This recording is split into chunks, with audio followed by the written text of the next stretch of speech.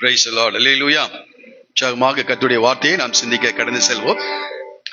இந்த யாக்கோபு தன்னுடைய தகப்பனாகிய ஈசாக்கின் வீட்டிலிருந்து பெயர்சபாவிலிருந்து புறப்பட்டு அவர் கடந்து வந்தார் என்று நம்ம கடந்த வாரத்திலே நாம் படித்தோம். தேவன் அவரை இந்த பெத்தேல் என்ற லூஸ் என்ற பெத்தேல்ல தேவன் அவரை சந்தித்து கர்த்தர் அவனுக்கு சில வாக்குறுதிகளை கொடுத்து அவரை என்ன செய்கிறார்? அவரை அனுப்புகிறார். எப்படி வர்றாரு? தகப்பனை ஏமாற்றி விட்டு தன்னுடைய சகோதரனுடைய ஆசீர்வாதத்தை திருட்டளவாக அதை பெற்றுக்கொண்டு அவன் வருகிறான். ஆனால் அவனை தேவன் என்ன செய்கிறார்? அவனை என்ன செய்கிறார்? ஆண்டவர் சந்திக்கிறார். ஒரு சொல்லுவோமா? ஆமா, ஆண்டவர் ரொம்ப நல்லவரா? ஆமா, ரொம்ப ரொம்ப நல்லவர். அப்படி இல்லைன்னா நாமெல்லாம் என்ன செஞ்சிருக்க மாட்டோம்.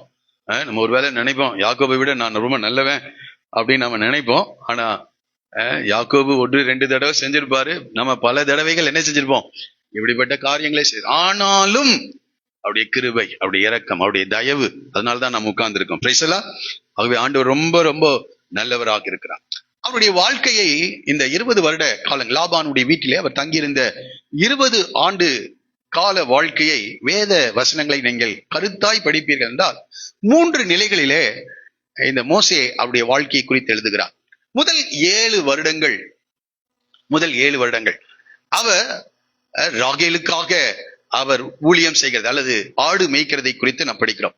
2வது 7 வருடங்களை நீங்கள் பார்ப்பீர்கள் என்றால் அந்த 7 வருடங்களிலே தேவன் அந்த 4 அல்லது ராகேல் லேயால் மூலமாக அவள் பெற்றெடுக்கின்ற பிள்ளைகளை நாம் பார்க்கிறோம். 2வது வருடத்துல அவனை தேவன் தம்முடைய வார்த்தையின்படியே பூமியின் தூளை போல நான் உன்னை என்ன செய்வேன்? பெருக பண்ணுவேன் என்று சொன்னார். கர்த்தர் பல ஜன கூட்டமாக நீ என்ன செய்வாய்? பெருகுவாய் என்று சொன்னார். அந்த வார்த்தையை அந்த 7 வருடங்கள்ல கர்த்தர் என்ன செய்கிறார்? நிறைவேற்றுகிறார்.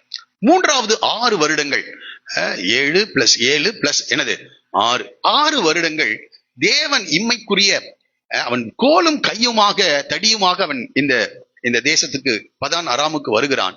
2 பரிவாரங்களை உடைய ஒரு மனிதனாக தேவன் சகலவற்றிலும் தேவன் அவனை என்ன செய்கிறார்? ஆசீர்வதி. இப்போ இந்த காரியங்களை நான் படித்து பார்க்க ரொம்ப ஆச்சரியமா இருக்கு. தேவன் ரொம்ப அந்த டைமிங்ல ரொம்ப கரெக்டா இருக்கிறார். முதல் 7 வருடங்கள், 2வது 7 வருடங்கள், 3வது 7 வருடம், 3 நிலைகளிலே இன்றைக்கு அவனுடைய காரியங்களை நாம் படிக்க போகிறோம். என்னோடு கூட ஆதியாகமத்தின் புஸ்தகம் 29வது அதிகாரத்தை தயவு செய்து எடுத்துக்கொள்ளும்படி கேட்கிறேன்.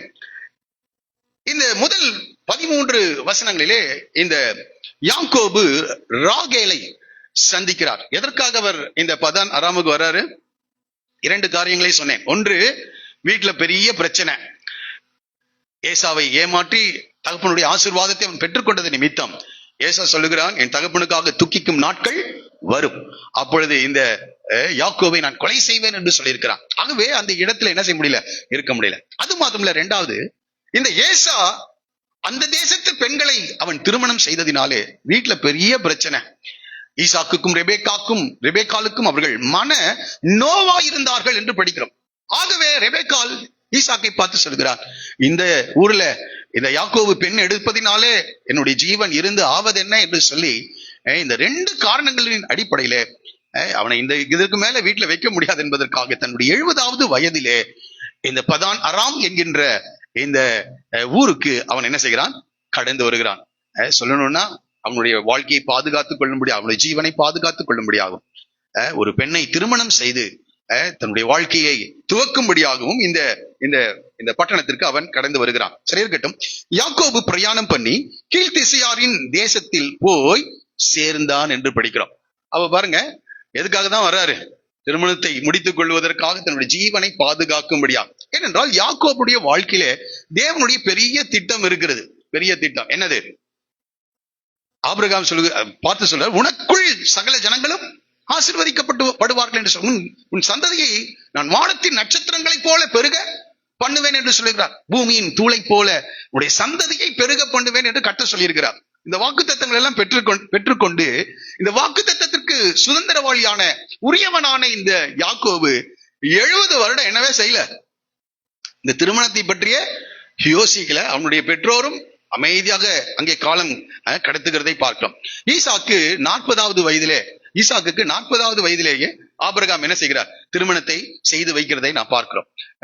ஒரு காரியத்தை கூட நான் அதை சொல்லிவிட்டு கடந்து செல்லலாம் என்று நினைக்கிறேன். திருமணம் தேவனால் ஏற்படுத்தப்பட்ட ஒரு ஒழுங்காக காணப்படுகிறது. திருமணத்திலே பல பிரச்சனைகள் இருந்தாலும் திருமணம் தேவனால் ஏற்படுத்தப்பட்டதா இருக்குது. மத்தேயு சுவிசேஷம் 19வது அதிகாரத்திலே 10வது வசனத்திலே இந்த பிரச்சனைகளை குறித்து இயேசு சொல்லும் போது சீஷர்கள் சொல்லுகிறார்கள், மனைவியை பற்றிய புருஷனுடைய காரியம் இப்படி இருந்தால் விவாகம் பண்ணுகிறது. நிறைய பேர் சொல்றாங்க, ஐயோ இவ்வளவு பிரச்சனை இருக்கா, ஆகவே இதை என்ன செய்ய வேண்டாம், விவாகம் பண்ணுகிறது நல்லதல்ல. ஆனா எபிரேயர் 13 என்ன சொல்லுகிறது?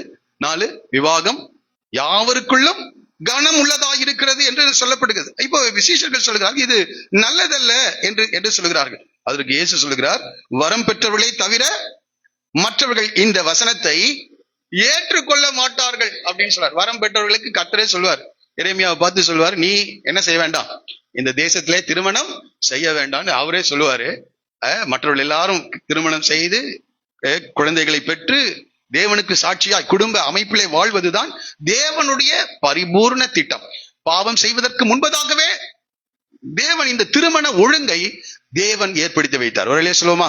ஆகவே இந்த குடும்ப அமைப்புக்காக நான் கர்த்தரை ஸ்தோத்திரிக்கிறேன். சரி இருக்கட்டும். இந்த இடத்திலே இந்த திருமணத்தை செய்யும்படியாக இந்த யாக்கோபு அங்கே கடந்து வருகிறார். அங்கே வயல்வெளியில் ஒரு கிணற்றையும் அதன் அருகே மடங்கி இருக்கிற 3 ஆட்டு மந்தையையும் கண்டான். அந்த கிணற்றிலே மந்தைகளுக்கு தண்ணீர் காட்டுவார்கள். அந்த கிணற்றின் வாய் ஒரு பெரிய கல்லினால் அடைக்கப்பட்டிருந்தது. இதை நான் படித்த போது ஈசாக்குக்கு பெண் கொள்ளும்படியாக ஆபிரகாம் தன்னுடைய ஊழியக்காரனை அழைத்து அனுப்பும் போது இந்த ஊழியக்காரன் எங்கதான் வந்து நிற்கிறாரு? கரெக்டா அந்த நீரூற்றண்டையில வந்து என்ன செய்கிறார்? நிற்கிறார். அப்பொழுது சாயங்கால வேளையிலே பெண்கள் தண்ணீர் எடுக்கும்படியாக என்ன செய்றாங்க? அங்க கடந்து வருகிறார்கள். அந்த இடத்திலே இந்த ஊழியக்காரன் ஜெபிக்கிறான், ஆண்டவரே, என் எஜமானுடைய மகனாகி ஈசாக்குக்கு நீ தெரிந்தெடுத்திருக்கின்ற பெண்ணை நீர் எனக்கு காண்பிக்க வேண்டும். ஏனென்றால் இந்த ஊர்ல வந்துட்டான், எந்த இடத்துல அந்த ஆபிரகாமுடைய இனத்தார் இருக்காங்கன்னு தெரியாது. ஆனால் இந்த நீரூற்றண்டையில இருந்து இந்த ஊழியக்காரன் தேவனை நோக்கி என்ன செஞ்சாரு? ஜெபித்தார்.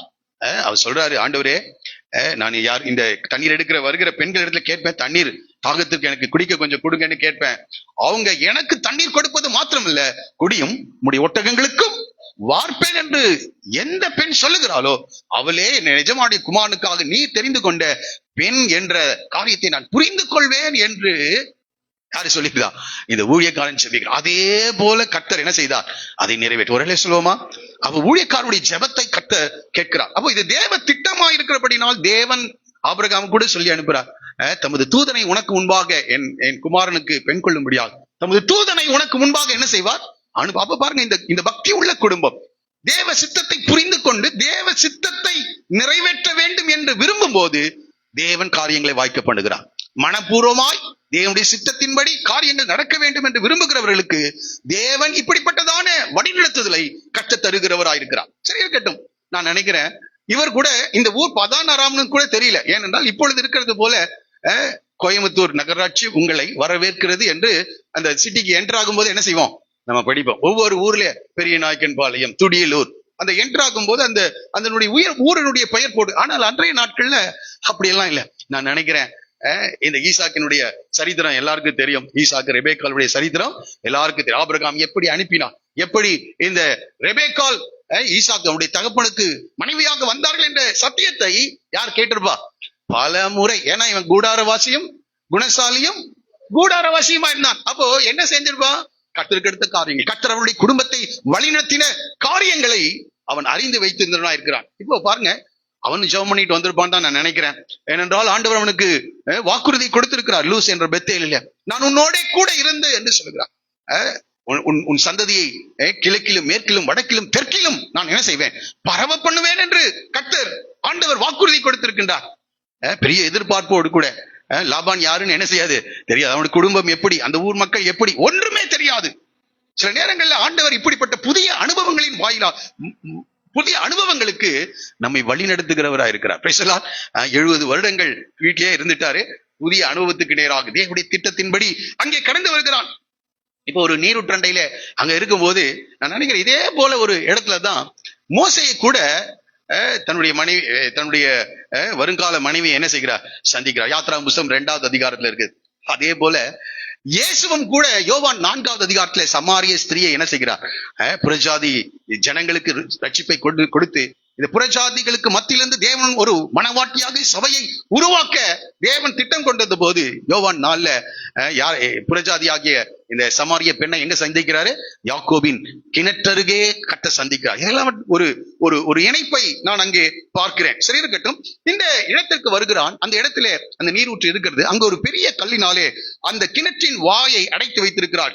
இதை அவன் பார்க்கிறான். அங்கிருக்கிற மேய்ப்பர்கள் அங்கே 3 மந்தைகள் அங்கே வந்து சேர்ந்திருக்கிறதாக, ஒருவேளை ஒரு மேய்ப்பர்கள் 3 விதமான அல்லது 3 நபர்கள் மேய்ப்பர்கள் தங்களுடைய ஆடுகளை அங்கே வைத்திருக்கிறார்கள், அங்கே கூட்டிக் கொண்டு வந்திருக்கிறார்கள். ஆனால் அந்த கிணற்றின் வாய் ஒரு பெரிய கல்லினாலே அடைக்கப்பட்டிருக்கிறது. இப்ப பாருங்க, இந்த ஊர்ல எல்லா ஆடுகளும் அந்த அந்த ஊற்றின் அருகே வந்த பிறகு இந்த மேய்ப்பர்கள் என்ன செய்வாங்களாமா, அந்த கிணற்றின் அந்த கல்லை என்ன செய்வார்கள்? அதை புரட்டி என்று படிக்கிறோம். அப்போ கிணற்றின் கல்லை இப்பெல்லாம் நமக்கு டேப் இருக்குது, உடனே திறந்தா என்ன செஞ்சிடும், அப்புறம் அடைக்கணும்னு அடைச்சிடலாம். ஆகவே அங்க தண்ணீர் வேஸ்ட் ஆகக்கூடாது என்று, ஏனென்றால் அந்த ஊர்ல தண்ணீர் ரொம்ப மிக விலையேறப்பட்டது. ஆகவே அந்த கிணற்றின் வாயை கல்லினாலே மூடுவார்கள். எல்லாரும் வந்த பிறகு அதை செய்வார்கள். எல்லா ஆடுகளும், எல்லா மேய்ப்பர்களுடைய ஆடுகளும் வந்த பிறகு. ஆகவே மறுபடியும் கல்லை அந்த ஆடுகள்லாம் குடித்த பிறகு மறுபடியும் கல்லை அதன் வாயிலே வைப்பார்கள். இப்ப பாருங்க, இதை இந்த யாக்கோபு அங்க வந்திருப்பார். அங்க கொஞ்சம் தண்ணீர் எப்படி லீக் ஆயிருந்திருக்கும், அதை குடித்து கொஞ்சம் இளைப்பாரி இருப்பார். ஆண்டவரை நோக்கி ஜெபித்திருக்கலாம், ஆண்டவரே என்னுடைய பிரயாணங்களை வாய்க்கப்படும், உன் வழிகள் எல்லாம் அவரை நினைத்துக்கொள், அப்பொழுது அவர் உன் பாதைகளை செவ்வைப்படுத்துவார். அப்போ ஒருவேளை ஆண்டவரை நினைத்துக்கிட்டே வந்திருக்கணும். சரி, இப்ப பாருங்க, யாக்கோபு அவர்களை பார்த்து, அங்க இருக்கிற மேய்ப்பர்களை பார்த்து, எனக்கு அதை படிச்ச போது ரொம்ப ஆச்சரியமா, அந்த மேய்ப்பர்களை பார்த்து யாக்கோபு சொல்லுகிறார், சகோதரரே என்று அழைக்கிறார். என்ன அழைக்கிறாருங்க? முன்ன பின்ன இந்த யாக்கோபு என்ன செய்யல, யாரையும் பார்த்ததே இல்ல. நம்ம சொல்வோமா? அப்படி சொல்வோமான்னு தெரியல. ஆனா இவர் சொல்றாரு சகோதரரே. அப்போ யாக்கோபுடைய குணாதிசயத்தை நான் புரிந்தது. அவன் மற்றவர்களோடு கூட சுலபமாக தொடர்பு கொள்ளக்கூடிய ஒரு மனிதனாக இருக்கிறான். இங்க இருக்கிற உங்களை பார்த்து கேட்கிறேன், மற்றவர்களோடு சுலபமாக தொடர்பு கொள்ள அல்லது மற்றவர்கள் உங்களை சுலபமாக அணுகக்கூடியவர்களாக நீங்கள் இருக்கிறீர்களா? புரியுதா நான் சொல்றது? சுலபமாக யார் வேணா உங்களுக்கு வந்து என்ன செய்யலாம், பார்த்து பேச அணுகக்கூடிய நிலையில் இருக்கிறீர்களா? இப்ப பாருங்க, ஒரு புதிய இடத்துக்கு போகிறார். அங்கே புதிய மனிதர்களை அவர் சந்திக்கணும், புதிய சூழ்நிலையிலே அவர் வாழ வேண்டும். அப்ப எப்படிதான் இருக்கணும்? நம்ம மற்றவருடைய மனிதர்களுடைய தயவு தேவை. இயேசு ஞானத்திலும் வளர்த்திலும் தேவ கிருபையிலும் மனித தயவிலும் அவர் என்ன செய்தார்? அதிகமாக அவர் வளர்ந்தார் என்று சொல்லப்பட்டிருக்கிறது. ஆகவே நாமும் கூட எப்போ தயவு கிடைக்கும் மனிதர்கள் கண்கள்னா, நாம தயவுள்ளவர்களாக நாம் மற்றவர்களுக்கு காணப்படும் போது தேவன் மனித தயவை நமக்கு என்ன செய்கிறார்? ஏற்படுத்துகிறார். ஆகவே இதை படிக்கும் போது ஒவ்வொரு வார்த்தையாக நான் படிக்கும் போது ரொம்ப ஆச்சரியமா, சகோதரரே என்று அழைக்கிறார். சகோதரரே, நம்ம சொல்லலாமான்னு தெரியல, ஆனாலும் சொல்றேன். அமெரிக்க ஐக்கிய நாடுகளுக்கு சிகாகோ என்ற பட்டணத்திற்கு சில 100 ஆண்டுகளுக்கு முன்பாக விவேகானந்தர் கடந்து செல்லும் போது முதல் அவருடைய உரையை துவக்கும் போது டியர் பிரதர்ஸ் அண்ட் சிஸ்டர்ஸ் ஆரம்பிச்சார். அது அவர்களை என்ன செஞ்சுச்சான்? அவருடைய உரையை கேட்க அவளுடைய அந்த அட்டென்ஷன், அந்த கவனத்தை ஈர்த்ததாக நான் படித்திருக்கிறேன். இவ்வளவு பேர் படிச்சிருப்பீங்கன்னு தெரியல, படிச்சிருப்பீங்கன்னு நினைக்கிறேன். அப்போ அதற்கு முன்பதாக அந்த தேசத்துல எல்லாம் என்ன சொல்லுவாங்க? டியர் ஃப்ரெண்ட்ஸ் அப்படின்னு சொல்லுவாங்களாம். ஆனா நம்ம யாரு? ஆமா, அவர் வந்து விவேகானந்தர் கடந்து சென்று என்ன சொன்னாரா? சகோதர சகோதரி. இந்த சகோதர சகோதரிகளே என்று சொல்லும் போது ஒரு உறவு அங்கே உருவாகுது, ஒரு நெருக்கம் அங்கே என்ன செய்கிறது? உருவாகிறது. ஆகவே இதை ரொம்ப புரிந்து கொள்ளுங்க. இந்திய தேசத்தில் இருக்கிற எல்லாரும் யார் தானா? என்னுடைய இந்த ஸ்கூல்ல படிக்கும் போது டெய்லி இதை சொல்லுவோம். அது எதுக்கு சொன்னோன்னே நமக்கு தெரியல, ஆனா சொன்னோம். ஆனா சகோதர சகோதரிகளை போலதான் பழகுகிறோமா? அது ரொம்ப கவனிக்கணும். சிலர் சகோதரன்னு சொல்லுவாங்க, ஆனா என்ன செய்ய மாட்டாங்க? உன்னை போல பிறனை நேசிக்க மாட்டாங்க. எல்லாரும் தேவனால் உருவாக்கப்பட்டவர்கள், தேவனால் சிருஷ்டிக்கப்பட்டவர்கள், ரட்சிக்கப்பட்டவர்களோ படாதவர்களோ பரவாயில்ல, ஆனால் எல்லாரும் தேவனால் ஆதாமுக்குள் சிருஷ்டிக்கப்பட்டவர்களா இருக்கிறார்கள். ஆகவே இந்த உலகத்தில் இருக்கிற எல்லா மனிதர்களும், சொல்லுங்களேன், பேசுங்களேன், சகோதர இல்லைங்க, என் கூட பிறந்தவனே நான் சகோதரனா நினைக்கிறது இல்லைன்னு அப்படின்னு சொல்றாங்க சிலர். கூட பிறந்தவனே நான் என்ன நினைக்கிறது இல்ல, சகோதரன். அப்படி கூட நிறைய பேர் இருக்காங்க. ஆனா யாக்கோபு அவர் குணசாலியா இருந்தார். சில தவறுகள் அவருடைய வாழ்க்கையில் இருந்தது. ஆனால் எல்லா ஜனங்களையும் பார்க்கும்போது அவருக்கு எப்படிதான் தெரியுது? சகோதரர் எல்லாரையும் பார்க்கும்போது சகோதர சகோதரிகளா, அவங்க உயர்ந்தவளா இருக்கலாம், தாழ்ந்தவளா இருக்கலாம், படித்தவளா இருக்கலாம், படிக்காதவளா இருக்கலாம், உங்க ஊரா இருக்கலாம், உங்க இனமா இருக்கலாம், இல்லாதவளா இருக்கலாம். ஆனா எல்லாரையும் எப்படிதான் பார்க்கணும்? நம்ம பேசுங்களேன் கொஞ்சம். சகோதர சகோதரிகளாக. எனக்கு இதை படித்த போது இவனை குணசாலின்னு சொன்னது நம்மளா இருந்தா அந்நியருங்க. இவனுங்க எல்லாம் யாரு?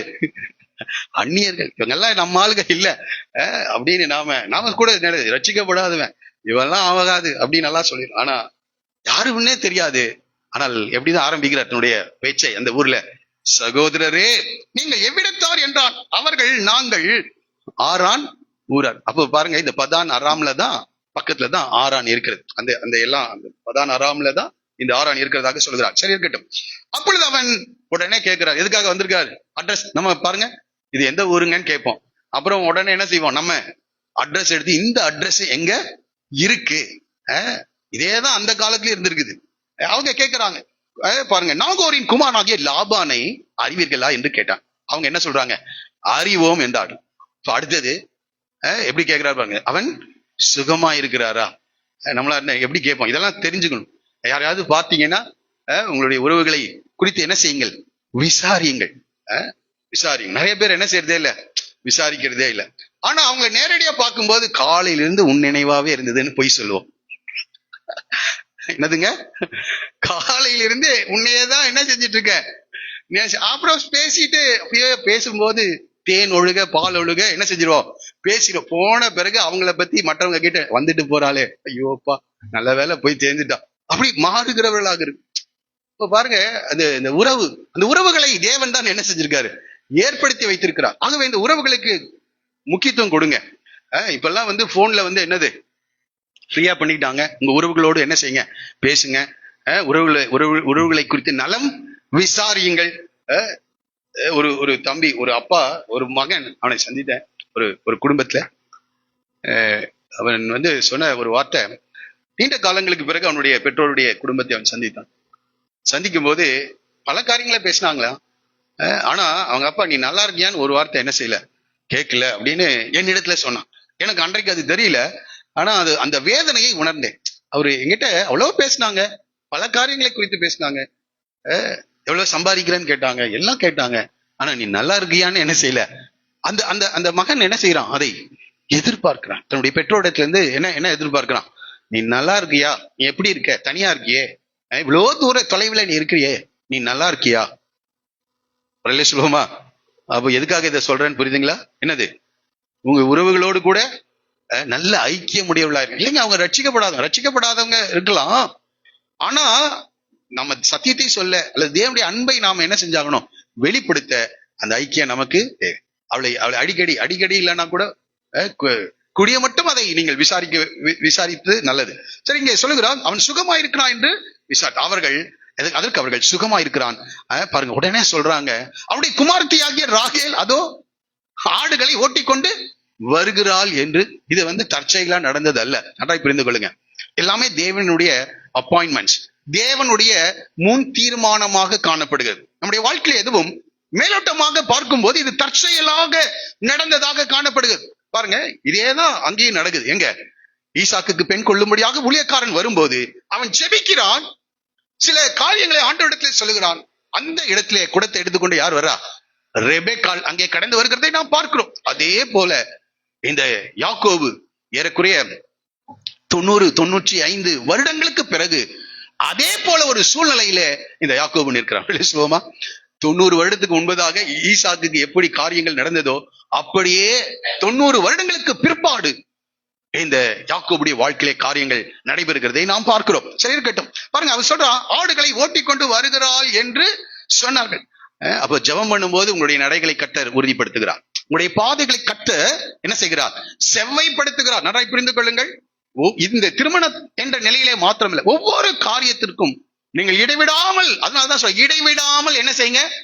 ஜெபம் பண்ணுங்கள். நம்ம இடைவிடாமல் செல்போன் பாருங்கள், இடைவிடாமல் மற்றவர்களோடு கூட பாஸ்டர் சொல்லியிருக்க உறவுகளோடு பேசுங்கன்ட்டு போய் போன்லயே பேசிட்டு இருக்கிறதல்ல. இடைவிடாமல் என்ன செய்யுங்க? ஜெபம் பண்ணுங்க. இடைவிடாமல் ஜெபம் பண்ணும்போது உன்னுடைய அடிகளை, உடைய பாதைகளை கர்த்தர் என்ன செய்கிறார்? செவ்வைப்படுத்துகிறவராய் இருக்கிறார். பாருங்க, அப்பொழுது அவன் சொல்லுகிறார், ஏனென்றால் ஆபிரகாம், ஈசாக்கு, யாக்கோபு எல்லாம் ஒரு ப்ரொஃபஷனல் மெய்ப்பர்கள், தொழில் முறை மெய்ப்பர்களாக இருக்கிறாங்க. நம்ம சில கிராமங்களுக்கு போகும்போது அங்கே சில ஆடுகளை என்ன செஞ்சிருப்பாங்க, கம்பத்துல கட்டி வச்சிருப்பாங்க. அது தொழில் முறையில வீட்டுல 4 கோழி வரட்டும், ஒரு 4 ஆடு வரட்டும், 4 மாடு, அப்படி அல்ல.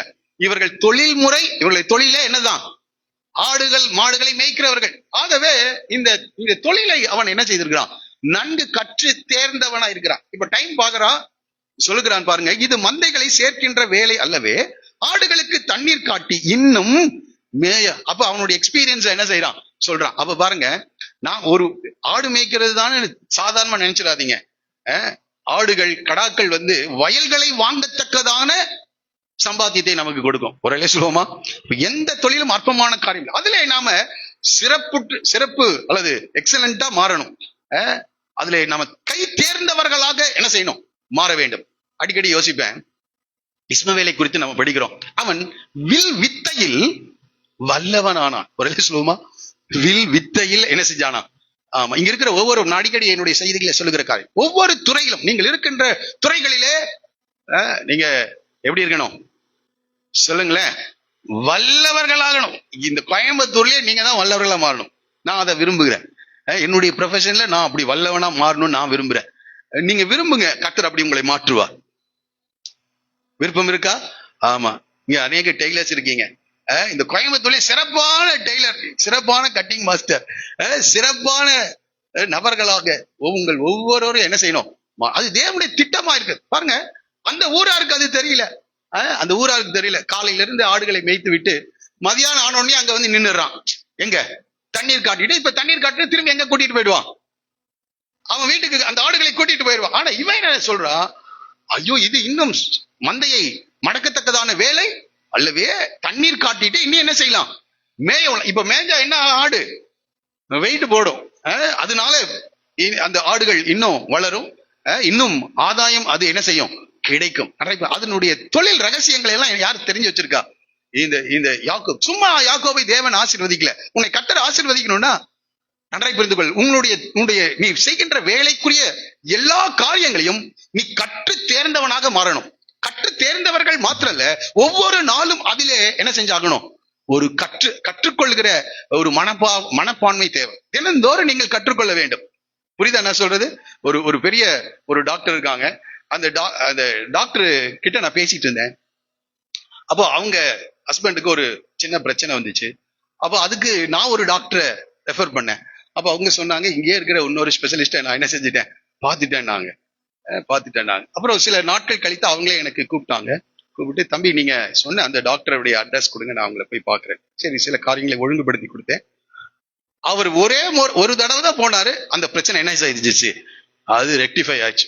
ஒரே ஒரு தடவை தான் போயிட்டு சொன்னாங்க, சாம் அந்த டாக்டர் கிட்ட போனோம், அதே ஸ்பெஷலிஸ்ட் தான் இங்க நான் பார்த்தேன், ஆனா அவர் வேற மருந்தை கொடுத்தாரு. இமீடியட்டா என்னுடைய ஹஸ்பண்டுடைய பிரச்சனை என்ன செய்தது, மாறினது. அந்த டாக்டர் குறித்து நான் கேள்விப்பட்டது என்ன தெரியுமா, அவர் தினந்தோறும் அப்டேட் பண்ணிட்டே இருப்பாராம். தினந்தோறும் என்ன செஞ்சுட்டே இருப்பாரு, படித்துக் கொண்டே இருப்பார். அதனால ஒரே மருந்து கொடுக்கறது இல்லை. தலைவலி, காய்ச்சலுக்கு எல்லாத்துக்கும் ஒரே, சில இடத்துல என்னதான் ஒரே மருந்து.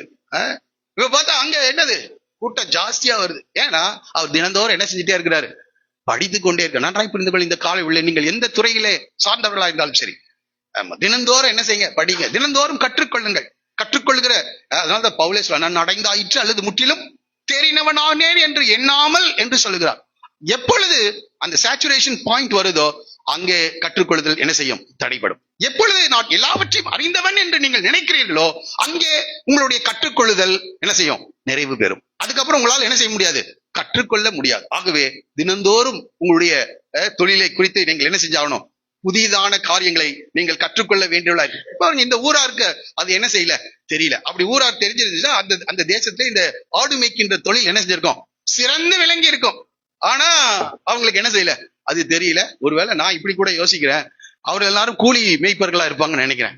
இந்த இடத்துல இருந்து அந்த ஊருக்கு, அந்த இடத்துக்கு ஓட்டிட்டு போய் தண்ணியை காட்டிட்டு திரும்பி என்ன செஞ்சிருவான், கூட்டிட்டு வந்துருவான். அவனுக்கு என்ன கிடைக்கும், மாசம் அல்லது டெய்லி அந்த சம்பளம் மட்டும் கிடைக்கும். அப்படிப்பட்ட மேய்ப்பர்கள் கூட என்ன செஞ்சிருக்கலாம், இருந்திருக்கலாம். ஆனால் நன்றாய் புரிந்து கொள்ளுங்கள், நீங்கள் உயர வேண்டும் என்றால், நீங்கள் வளர வேண்டும் என்றால், தினந்தோறும் நீங்கள் புதிய காரியங்களை நீங்கள் என்ன செய்ய வேண்டும், கற்றுக்கொள்ள வேண்டும். பாருங்க, அதற்கு அவர்கள் எல்லா மந்தைகளும் சேரும் முன்னே அப்படி, ஆமா, அவங்க ஊர் வழக்கம் காரியங்களை எல்லாம் சொல்லுகிறார்கள். சேர்ந்த பின் கிணற்றின் வாயுல கல்லை புரட்டுவார்கள், அப்பொழுது ஆடுகளுக்கு தண்ணீர் காட்டுவோம் என்றார்கள். அவர்களோட அவன் பேசிக் கொண்டிருக்கும் போதே யார் வர்றா?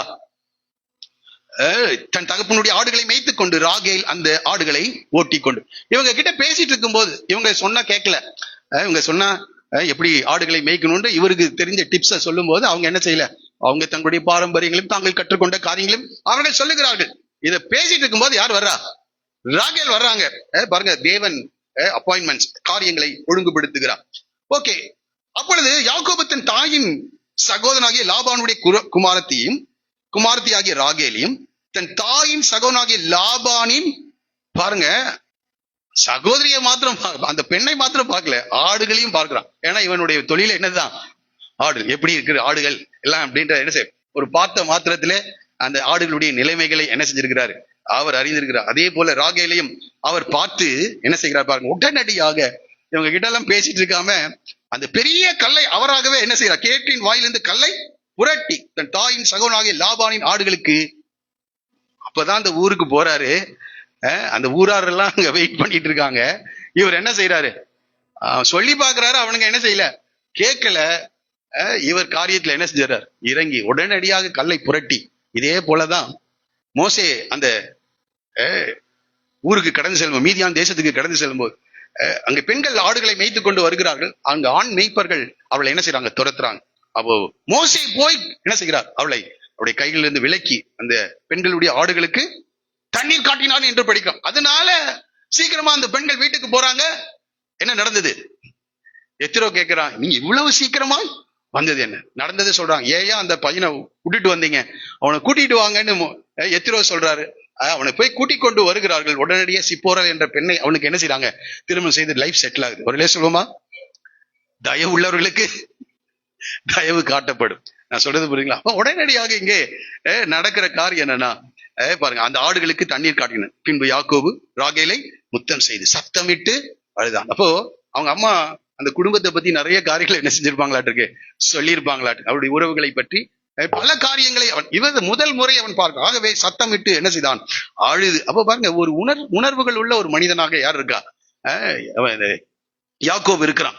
பாருங்க, அதான் அவன் தகப்பனுடைய மருமகன் என்றும் ரெபெக்காளுடைய குமாரன் என்றும் ராகேலுக்கு அவள் ஓடி போய் தன் தகப்பனுக்கு இதை என்ன செய்தார், அறிவித்தார். ஏன்னா 90 வருஷத்துக்கு முன்னாடி இப்படிப்பட்ட ஒரு சம்பவம் அவருடைய வாழ்க்கையில நடந்திருக்குது. அவளும் கேள்விப்பட்டிருவா, நடந்த காரியங்கள், இப்படிப்பட்ட உறவுகள் அங்கே கானான் தேசத்துல இருக்கிறதாக அவள் கேள்விப்பட்டிருப்பாள். உடனடியாக அவள் என்ன செய்யலாம், ஓடி போய் தன் தகப்பனுக்கு என்ன செய்தார், அறிவித்தாள் என்று படிக்கிறோம். பாருங்க, ஒரு வசனத்தை வாசிக்கலாம். நீதிமொழிகளின் புஸ்தகம் 25ஆம் அதிகாரம் 25வது வசனம்.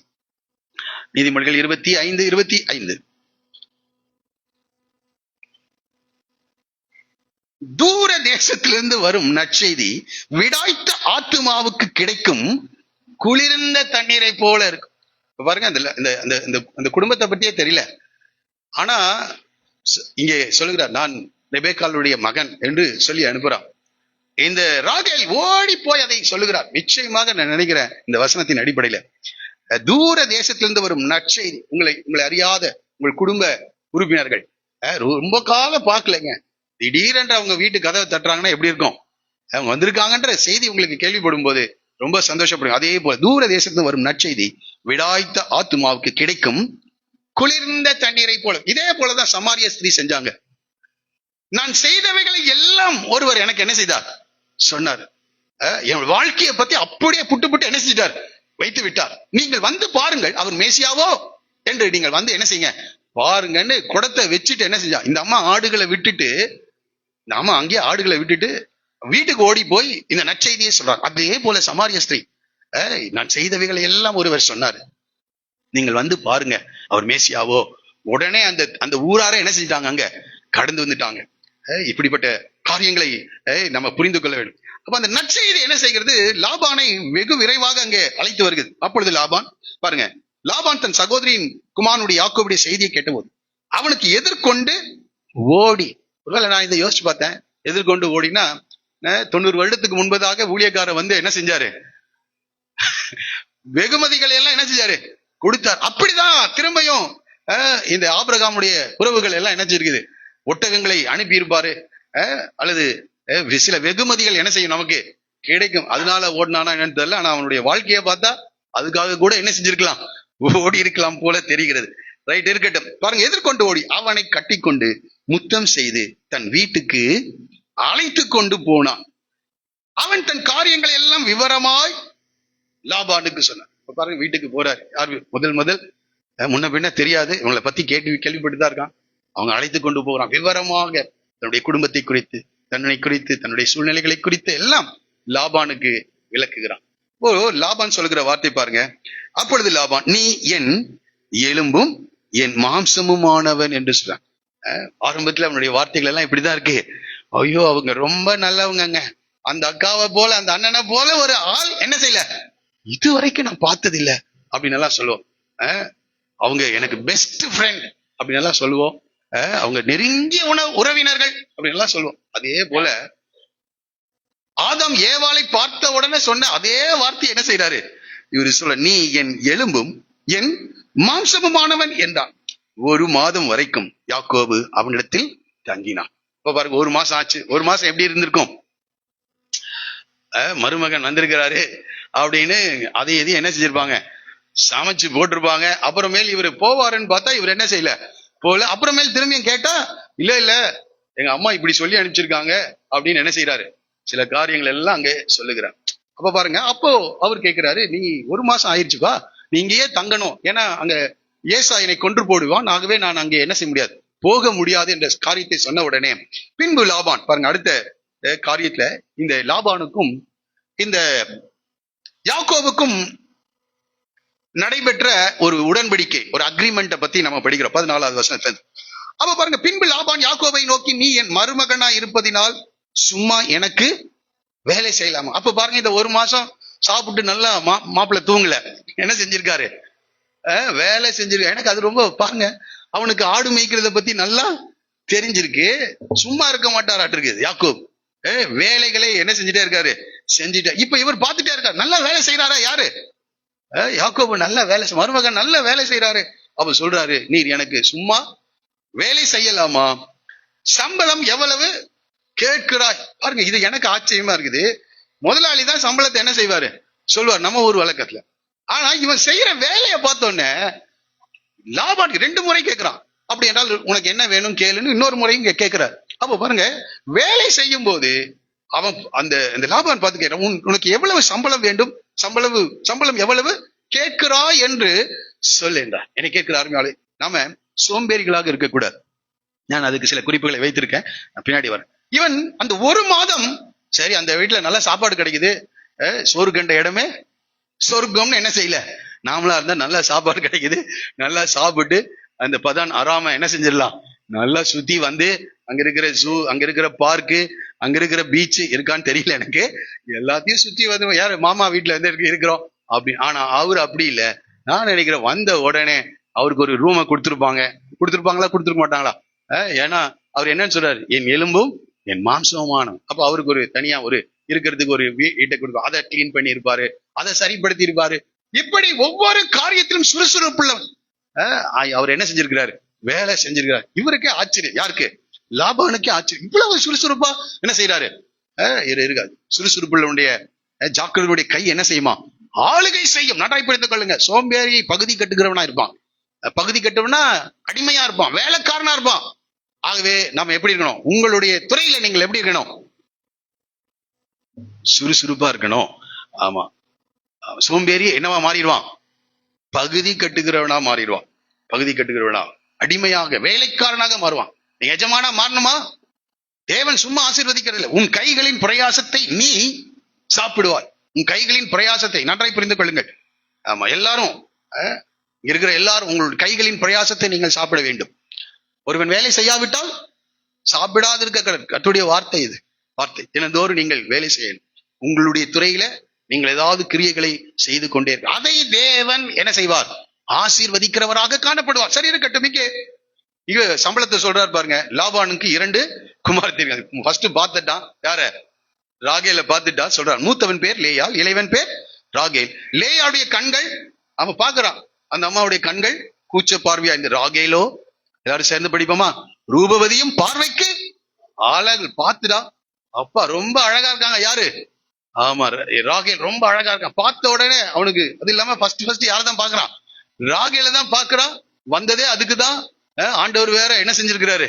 உடன்படிக்கை கொடுத்து அனுப்பியிருக்க, நான் உன்னோடு கூட இருப்பேன் என்று சொல்லி இருக்கிறார். ஆகவே இப்ப சம்பளம் என்னன்னு கேட்டா, இவர் சொல்றாரு, யாக்கோபு ராகேல் பேரில் பிரியப்பட்டு உம்முடைய இளைய குமார்த்தியாகிய ராகேலுக்காக உம்மிடத்தில் 7 வருஷம் என்ன செய்கிறேன்?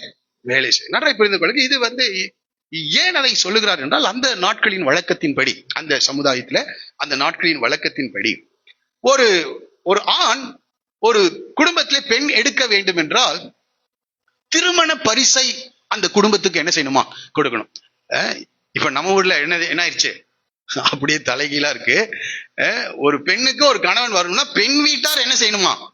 வரதட்சணையாக சில காரியங்களை என்ன செய்யணும்? கொடுக்கணும். அது எத்தனை கோடி கொடுக்குறாங்க, எத்தனை கிலோ தங்கம் கொடுக்குறாங்கலாம் நீங்க கேட்டிருப்பீங்க.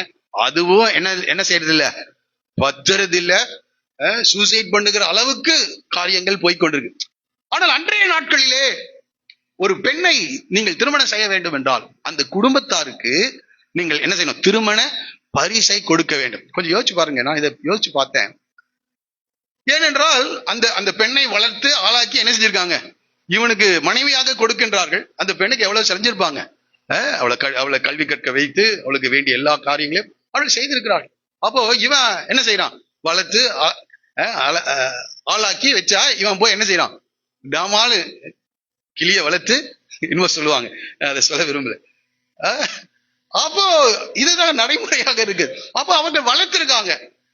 ஆகவே இவனுக்கு அவள் மனைவியாக போகிறாள். காலம் பூரா இவனுக்கு உழைக்க போகிறாள். இவனுடைய குடும்பத்தை கட்டி எழுப்ப போகிறாள். ஆகவே இவன் என்ன செஞ்சது ஆகணும்.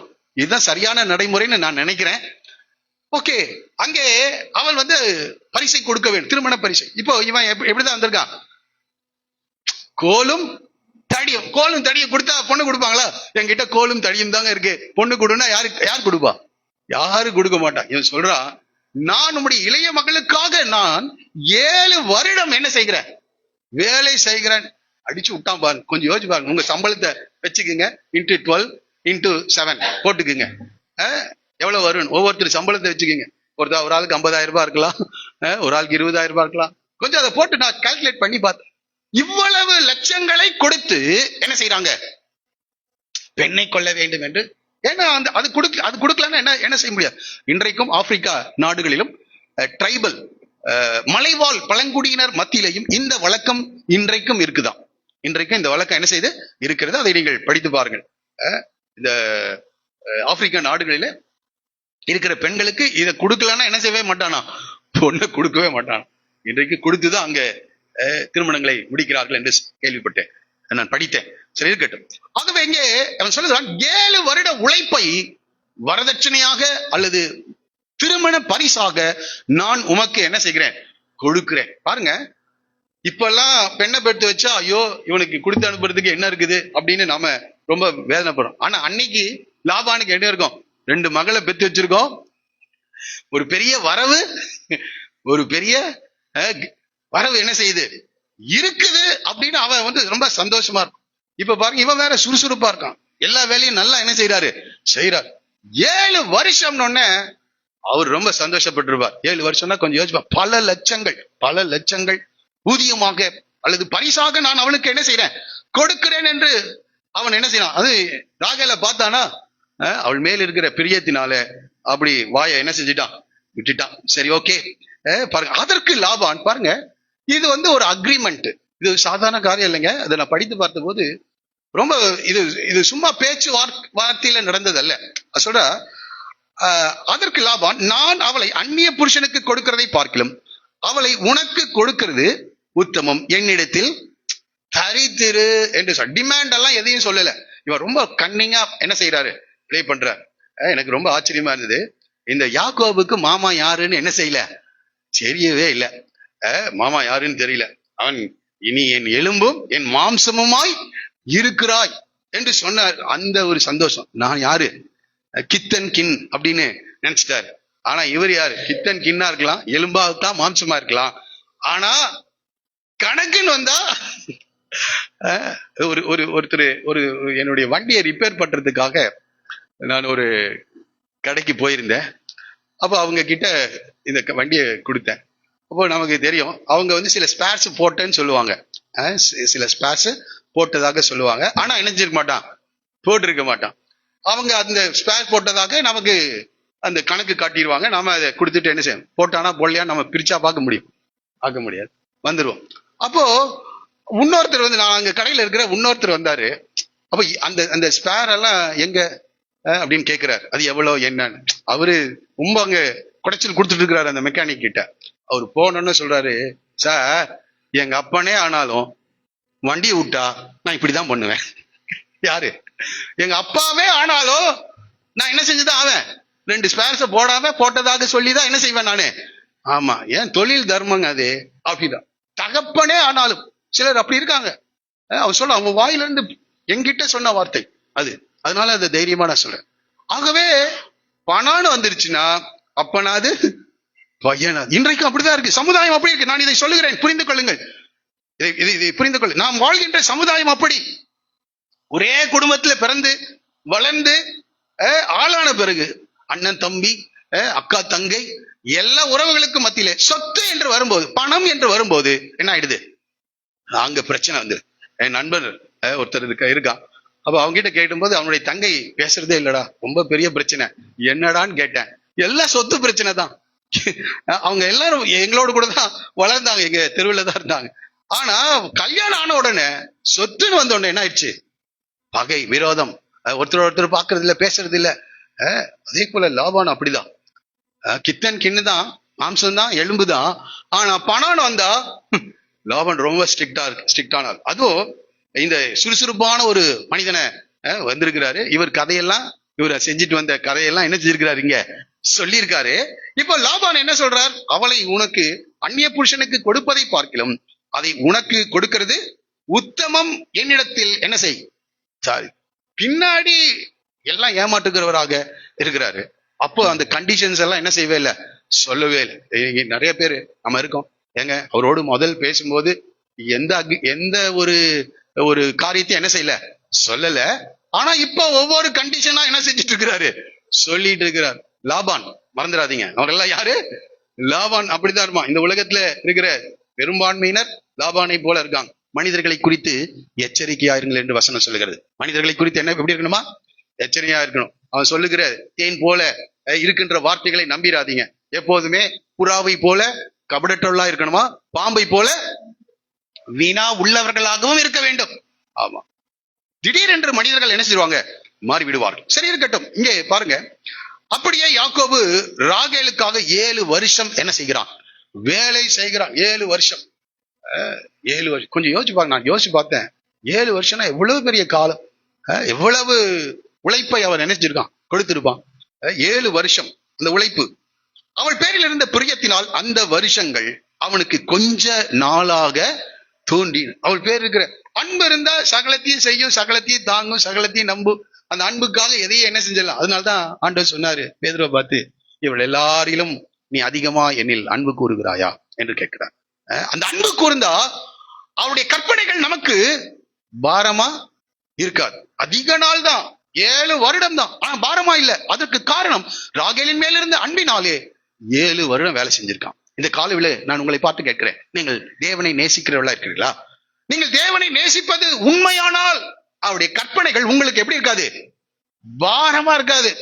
அந்த அன்பினால அது சுலபமான ஒரு காரியமா இருக்கு. இன்னைக்கு இந்த வசனத்துக்கு நான் கீழ்ப்படியணுமா, இது தேவனுக்கு பிரியமா? அநேக காரியங்கள் உங்களுக்கு தெரியும், இது தேவனுக்கு பிரியம், இது தேவனுக்கு பிரியமற்ற காரியங்கள். ஆனால் நீங்கள் தேவனை நேசிப்பது உண்மையானால் அந்த காரியங்களுக்கு எல்லாம் நீங்க என்ன செய்வீங்க, கீழ்ப்படிவீங்க. ஆனா தேவன் மேல வைக்கிற அன்பை விட்டு வேற ஏதாவது மேல உங்களுக்கு அன்பு கடந்து செல்லும் என்றால், அன்பு நிச்சயமா எல்லார்கிட்டே இருக்குது. ஆனா ஒன்று தேவன் மேல இருக்கணும், இல்லைன்னா மனிதர்கள் மேல இருக்கணும், பொருட்கள் மேல இருக்கணும், இல்லைன்னா அவர்களுக்கு விருப்பப்படுகிற காரியங்கள் மேல் அவர்கள் அன்பை செலுத்துவார்கள். அன்பை செலுத்தாமல் இருக்கவே என்ன செய்ய முடியாது, முடியவே முடியாது. ஒரு மிருகங்கள் கூட என்ன அன்புக்கு என்னவா இருக்குது, அடிமைகளா இருக்கு. பெரிய சிங்கத்தை கூட என்ன செய்யறாங்க, அன்பினால் அடக்குறாங்க. பெரிய யானையை அடக்குறாங்க, காட்டு மிருகங்களையே என்ன செய்யறாங்க, அடக்குறாங்க. அதுக்கும் அன்பு இருக்குது. அந்த அன்பை காட்டும் போது அது கீழ்ப்படுகிறதா இருக்கிறது. ஆகவே எல்லாருக்கும் அன்பு இருக்கு. ஆனா உங்க அன்பு யார் மேல இருக்கு? அந்த அன்பு கர்த்தர் மேல இருந்தா ஆண்டவருடைய எல்லா கட்டளைகளுக்கும் ஆண்டவரை அதிகமாக நேசித்து ஆண்டவர் ஆராதிப்போம், ஆண்டவருடைய காரியங்களை ஈடுபடுவோம், ஆண்டவருடைய வார்த்தைகளை வாசிப்போம், ஆண்டவருடைய சமூகத்திலே நேரங்களை செலவு செய்வோம். கொஞ்ச நாளா இருந்துதான். எனக்கு இது படிக்கும் போது இன்னொரு காரியம் வந்தது. ஏன்னா வீட்டை விட்டு வந்திருக்கான். வீட்டுல என்ன இருக்குது? பிரச்சனைகள் இருக்குது. பெரிய பிரச்சனை. எதிர்காலத்தை குறித்து பயந்து வந்தான். இந்த ராகேலை பார்த்த உடனே அவள் மேல் இருந்த பிரியத்தினாலே, அதனால்தான் ஒரு வசனத்தை உங்களுக்கு வாசித்து காண்பிக்க விரும்புகிறேன். சில நேரங்களில் கர்த்தர் அப்படி செய்கிறார். 2 கொரிந்தியர் நிருபம் 7ஆம் அதிகாரம் 5 வாசிங்க. 2 கொரிந்தியர் 7ஆம் அதிகாரம் 5 எப்படி என்றால்,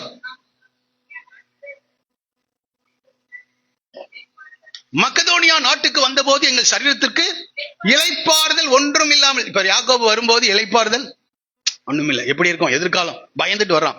இளைப்பாறுதல் ஒன்றுமில்லாமல் எப்பக்கத்திலும் உபத்திரவப்பட்டோம், புறம்பே போராட்டங்களும் உள்ளே பயங்களும் இருந்தன. ஆகிலும் சிறுமைப்பட்டவர்களுக்கு ஆறுதல் செய்கிற தேவன் தீத்து வந்ததினாலே எங்களுக்கு தீத்துவை ஆண்டவர் அனுப்பி அப்போஸ்தலனாகிய பவுலுக்கு கர்த்தர் என்ன செய்கிறார்? ஆறுதல் செய்கிறார். அதே போல இந்த ராகேல பார்த்ததுனால அந்த துக்கத்தை எல்லாம் என்ன செய்கிறான்? அவன் மறக்கின்றவனாயிருக்கிறான். நம்முடைய வாழ்க்கையிலையும் கூட இப்படிப்பட்ட தீத்துக்களை கர்த்தர் அனுப்புவாராக. எப்பக்கத்திலும் நெருக்கப்படுகிறோம், எப்பக்கத்திலும். சரீரத்துக்கு இளைப்பாறுதல் ஒன்றுமே இல்லை. எல்லா சூழ்நிலைகளும் நெருக்கப்படுகிற நேரத்துல கர்த்தர் என்ன செய்கிறார்? அந்த அந்த தீத்துவை அப்போஸ்தலனாகிய பவுலுக்கு அனுப்ப. அந்த காரியத்தினாலதான் இவன் அந்த நாட்கள் எப்படி இருந்ததுதான்? கொஞ்சமாய் தோன்றினது. சரி, இருக்கட்டும். பாருங்க, பின்பு யாக்கோபு என்ன செய்கிறார்? லாபானை நோக்கி. அப்போ முதல் 7 வருடங்கள் முடிந்தது. முதல் 7 வருடங்கள்ல பாத்தீங்கன்னா பெரிய பிரச்சனை யாருக்கு இல்ல? யாக்கோபுக்கு எந்த ஒரு பெரிய பிரச்சனை இல்லை. அவன் கேட்டான், சரி 7 வருடங்கள் என்னோடு கூட என் இடத்துல வேலை செய், நான் உனக்கு ராகேலை கொடுக்கிறேன்னு சொல்லியிருக்கிறாரு. அது பெரிய காரியம் எல்லாம் ஒண்ணு இல்லை. இந்த இடத்துல எனக்கு நான் படித்து பார்த்த போது இங்க தேவன் என்றோ கர்த்தர் என்றோ எந்த வார்த்தையுமே என்ன செய்யல, வரல. தேவன் என்று இல்ல, கர்த்தர் என்று ஒரு வார்த்தை இல்லை. முதல் 7 வருடங்கள். ஒருவேளை அவர் கர்த்தர் இடத்துல ஜெபித்திருக்க மாட்டாருன்னு சொல்ல முடியாது. ஜெபித்திருக்கணும், தேவனை தேடி இருக்கணும். ஆனால் அந்த வார்த்தைகள் அங்கே வரல. அதுக்கு அடுத்த 7 வருடங்கள், இரண்டாவது 7 ஆண்டுகள்.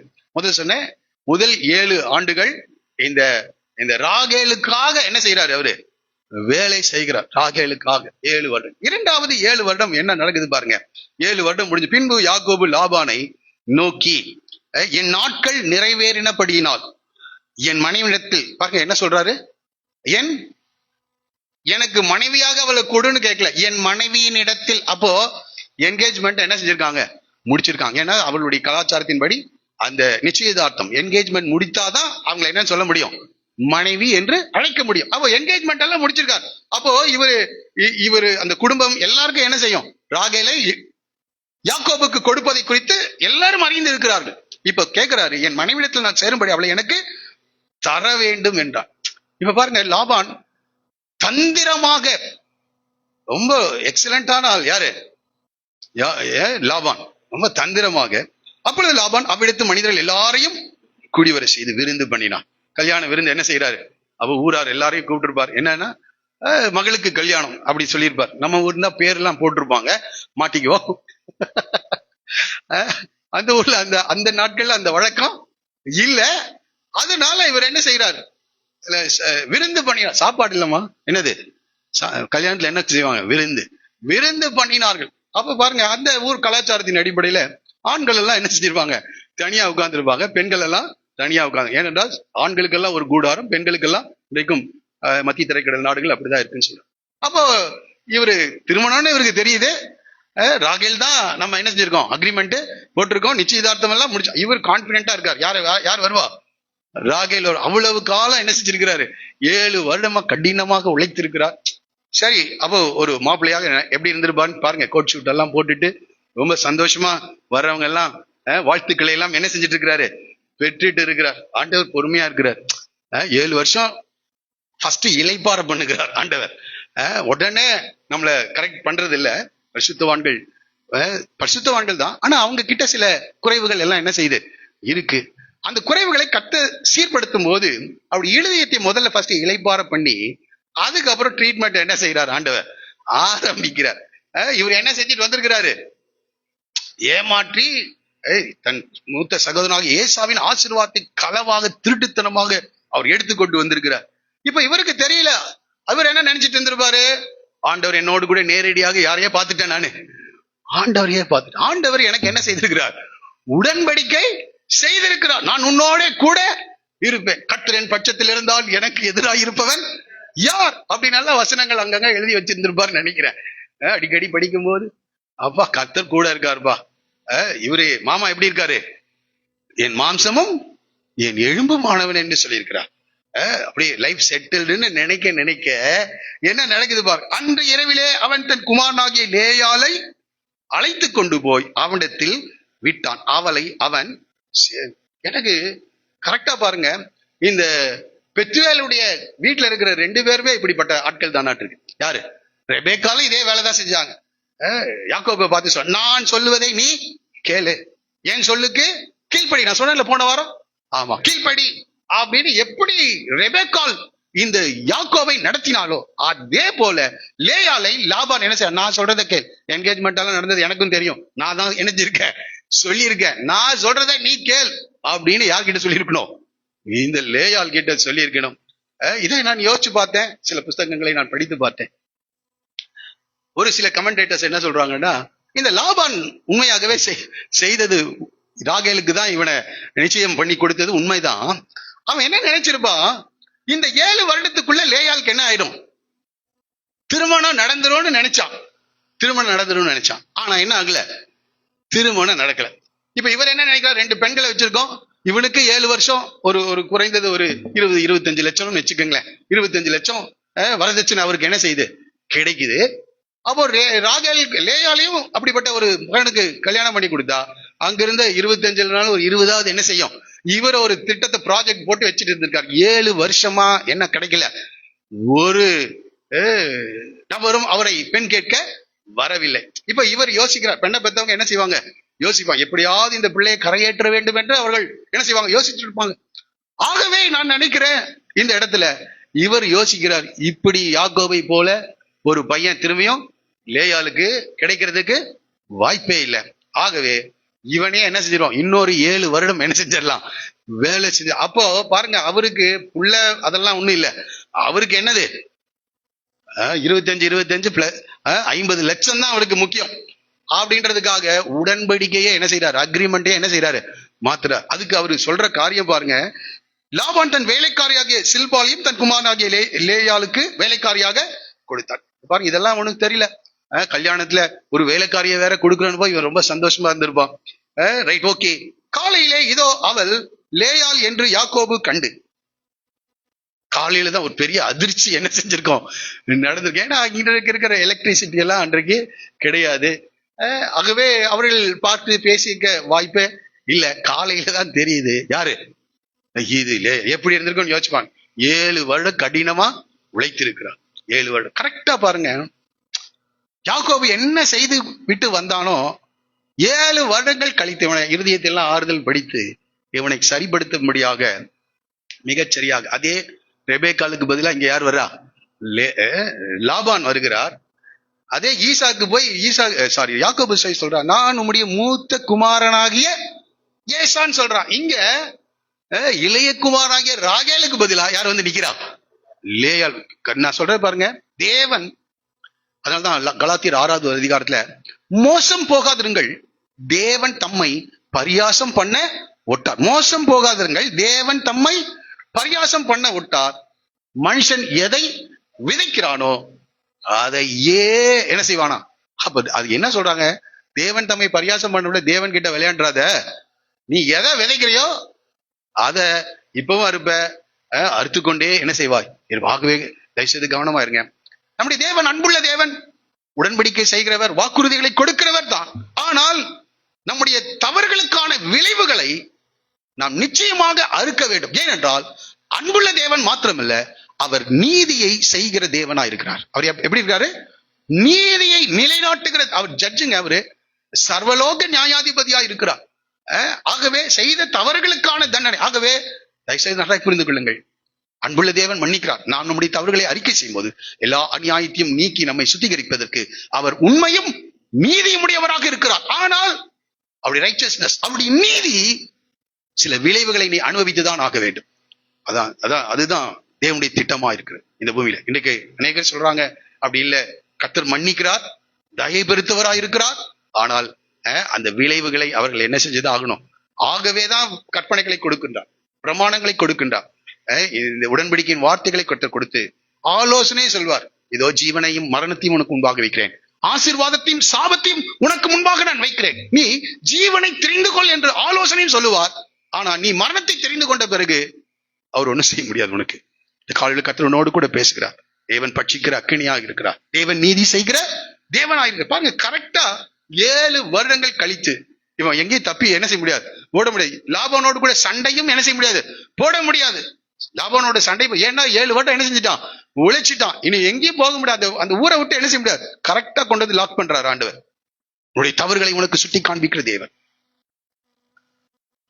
அது பாருங்க, நீர் ஏன் எனக்கு இப்படி செய்தி, ராகேலுக்காக அல்லவா உம்மிடத்தில் வேலை செய்தேன். ராகேலுக்காக ரொம்ப வேதனையோடு இங்க ரொம்ப சிம்பிளா எழுதியிருக்கு. என்ன எப்படி இருந்திருப்பாரு, பயங்கர கோபம் வந்து என்ன செய்வார், ராகேலுக்காக அல்லவா உம்மிடத்தில் வேலை செய்தேன், பின்ன ஏன் எனக்கு என்னது இப்படி செய்தீர்னு சொல்ல, என்னது வஞ்சகம் பண்ணினீர், ஏமாற்றினீர் என்று கடினமா தான் என்ன செஞ்சிருப்பாரு. கோபம் வருமா வராதா? உங்களை ஒருத்தர் ஒரு 1000 ரூபாய் ஏமாத்திட்டாங்க, என்ன செய்வீங்க, ஏன் இப்படி செய்தீர் அப்படின்னு என்ன செய்வோம், கேட்போம். சில நேரத்துல எதையும் பிடிச்சிரும், சட்டையை கூட பிடிச்சிரும், ஏன்டா இப்படி செஞ்ச, ஏன் இப்படி செய்தீர். பாருங்க, இதெல்லாம் தெரிஞ்சுதான் லாபான் என்ன செய்யறாரு, இவன் சட்டை பிடிக்க வருவா, இவன் சண்டை போட வருவா, எல்லாம் தெரிஞ்சுதான் என்ன செய்யறாரு, இந்த காரியத்தை எவ்வளவு தைரியமா துணிகரமா என்ன செய்யறாரு. இதே போலதான் யாக்கோபு செஞ்சார். அப்பாவுக்கு தெரிஞ்சா என்ன ஆகும், எல்லாம் யாருக்கு தெரியும், யாக்கோபுக்கு தெரியும். அப்பாவுக்கு தெரிஞ்சா பிரச்சனை ஆகும். இதே ஏசாவுக்கு தெரிந்தா வரட்டும் பாத்துக்கலாம்.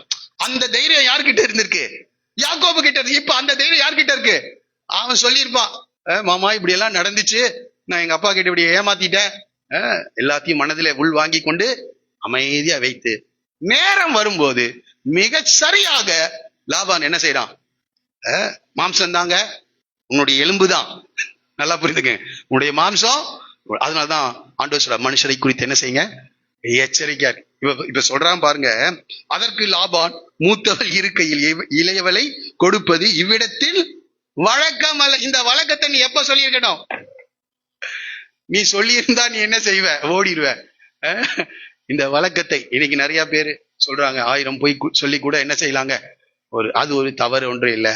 ஆனா தெரிந்த பிறகு வீட்டுல என்னதும் பயங்கர குழப்பமாயிருக்குது. இந்த இடத்துல நம்ம படிக்க போறோம், பயங்கர பிரச்சனை, சாதாரண பிரச்சனைகள் அல்ல.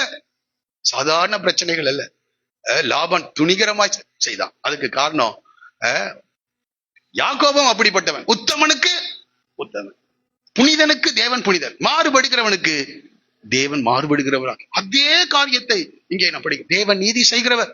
ஆகவே கொஞ்சம் கவனமாக இருப்போம். சரி, இருக்கட்டும். பாருங்க, அவர் சொல்றாரு, இந்த வழக்கம் இங்க இருக்கிறது, ஆகவே இதை ஒன்றும் செய்ய முடியாது, வேணா ஒண்ணு செய்யறேன், இவளுடைய 7 நாட்களை நிறைவேற்று. ஏனென்றால் அன்றைய நாட்கள்ல திருமணம் எவ்வளவு நாள், 7 நாட்கள். இவளுடைய 7 நாட்களை நிறைவேற்று, அவளையும் உனக்கு அவளுக்காக நீ இன்னும் 7 வருஷம் என்னிடத்தில் வேலை செய். இப்ப லாபானை குறித்து இன்னொன்று சொல்ற பாருங்க, ஏமாற்றுகிறவனா இருக்கிறான். நாம் அப்படி இருக்கக்கூடாது. லாபான் செஞ்சிருக்கான் பாருங்க, அதனால நாமளும் செய்யலாம் நினைச்சிடாதீங்க. ஆண்டவர் என்ன சொல்லுகிறார், வாசிக்கலாம்.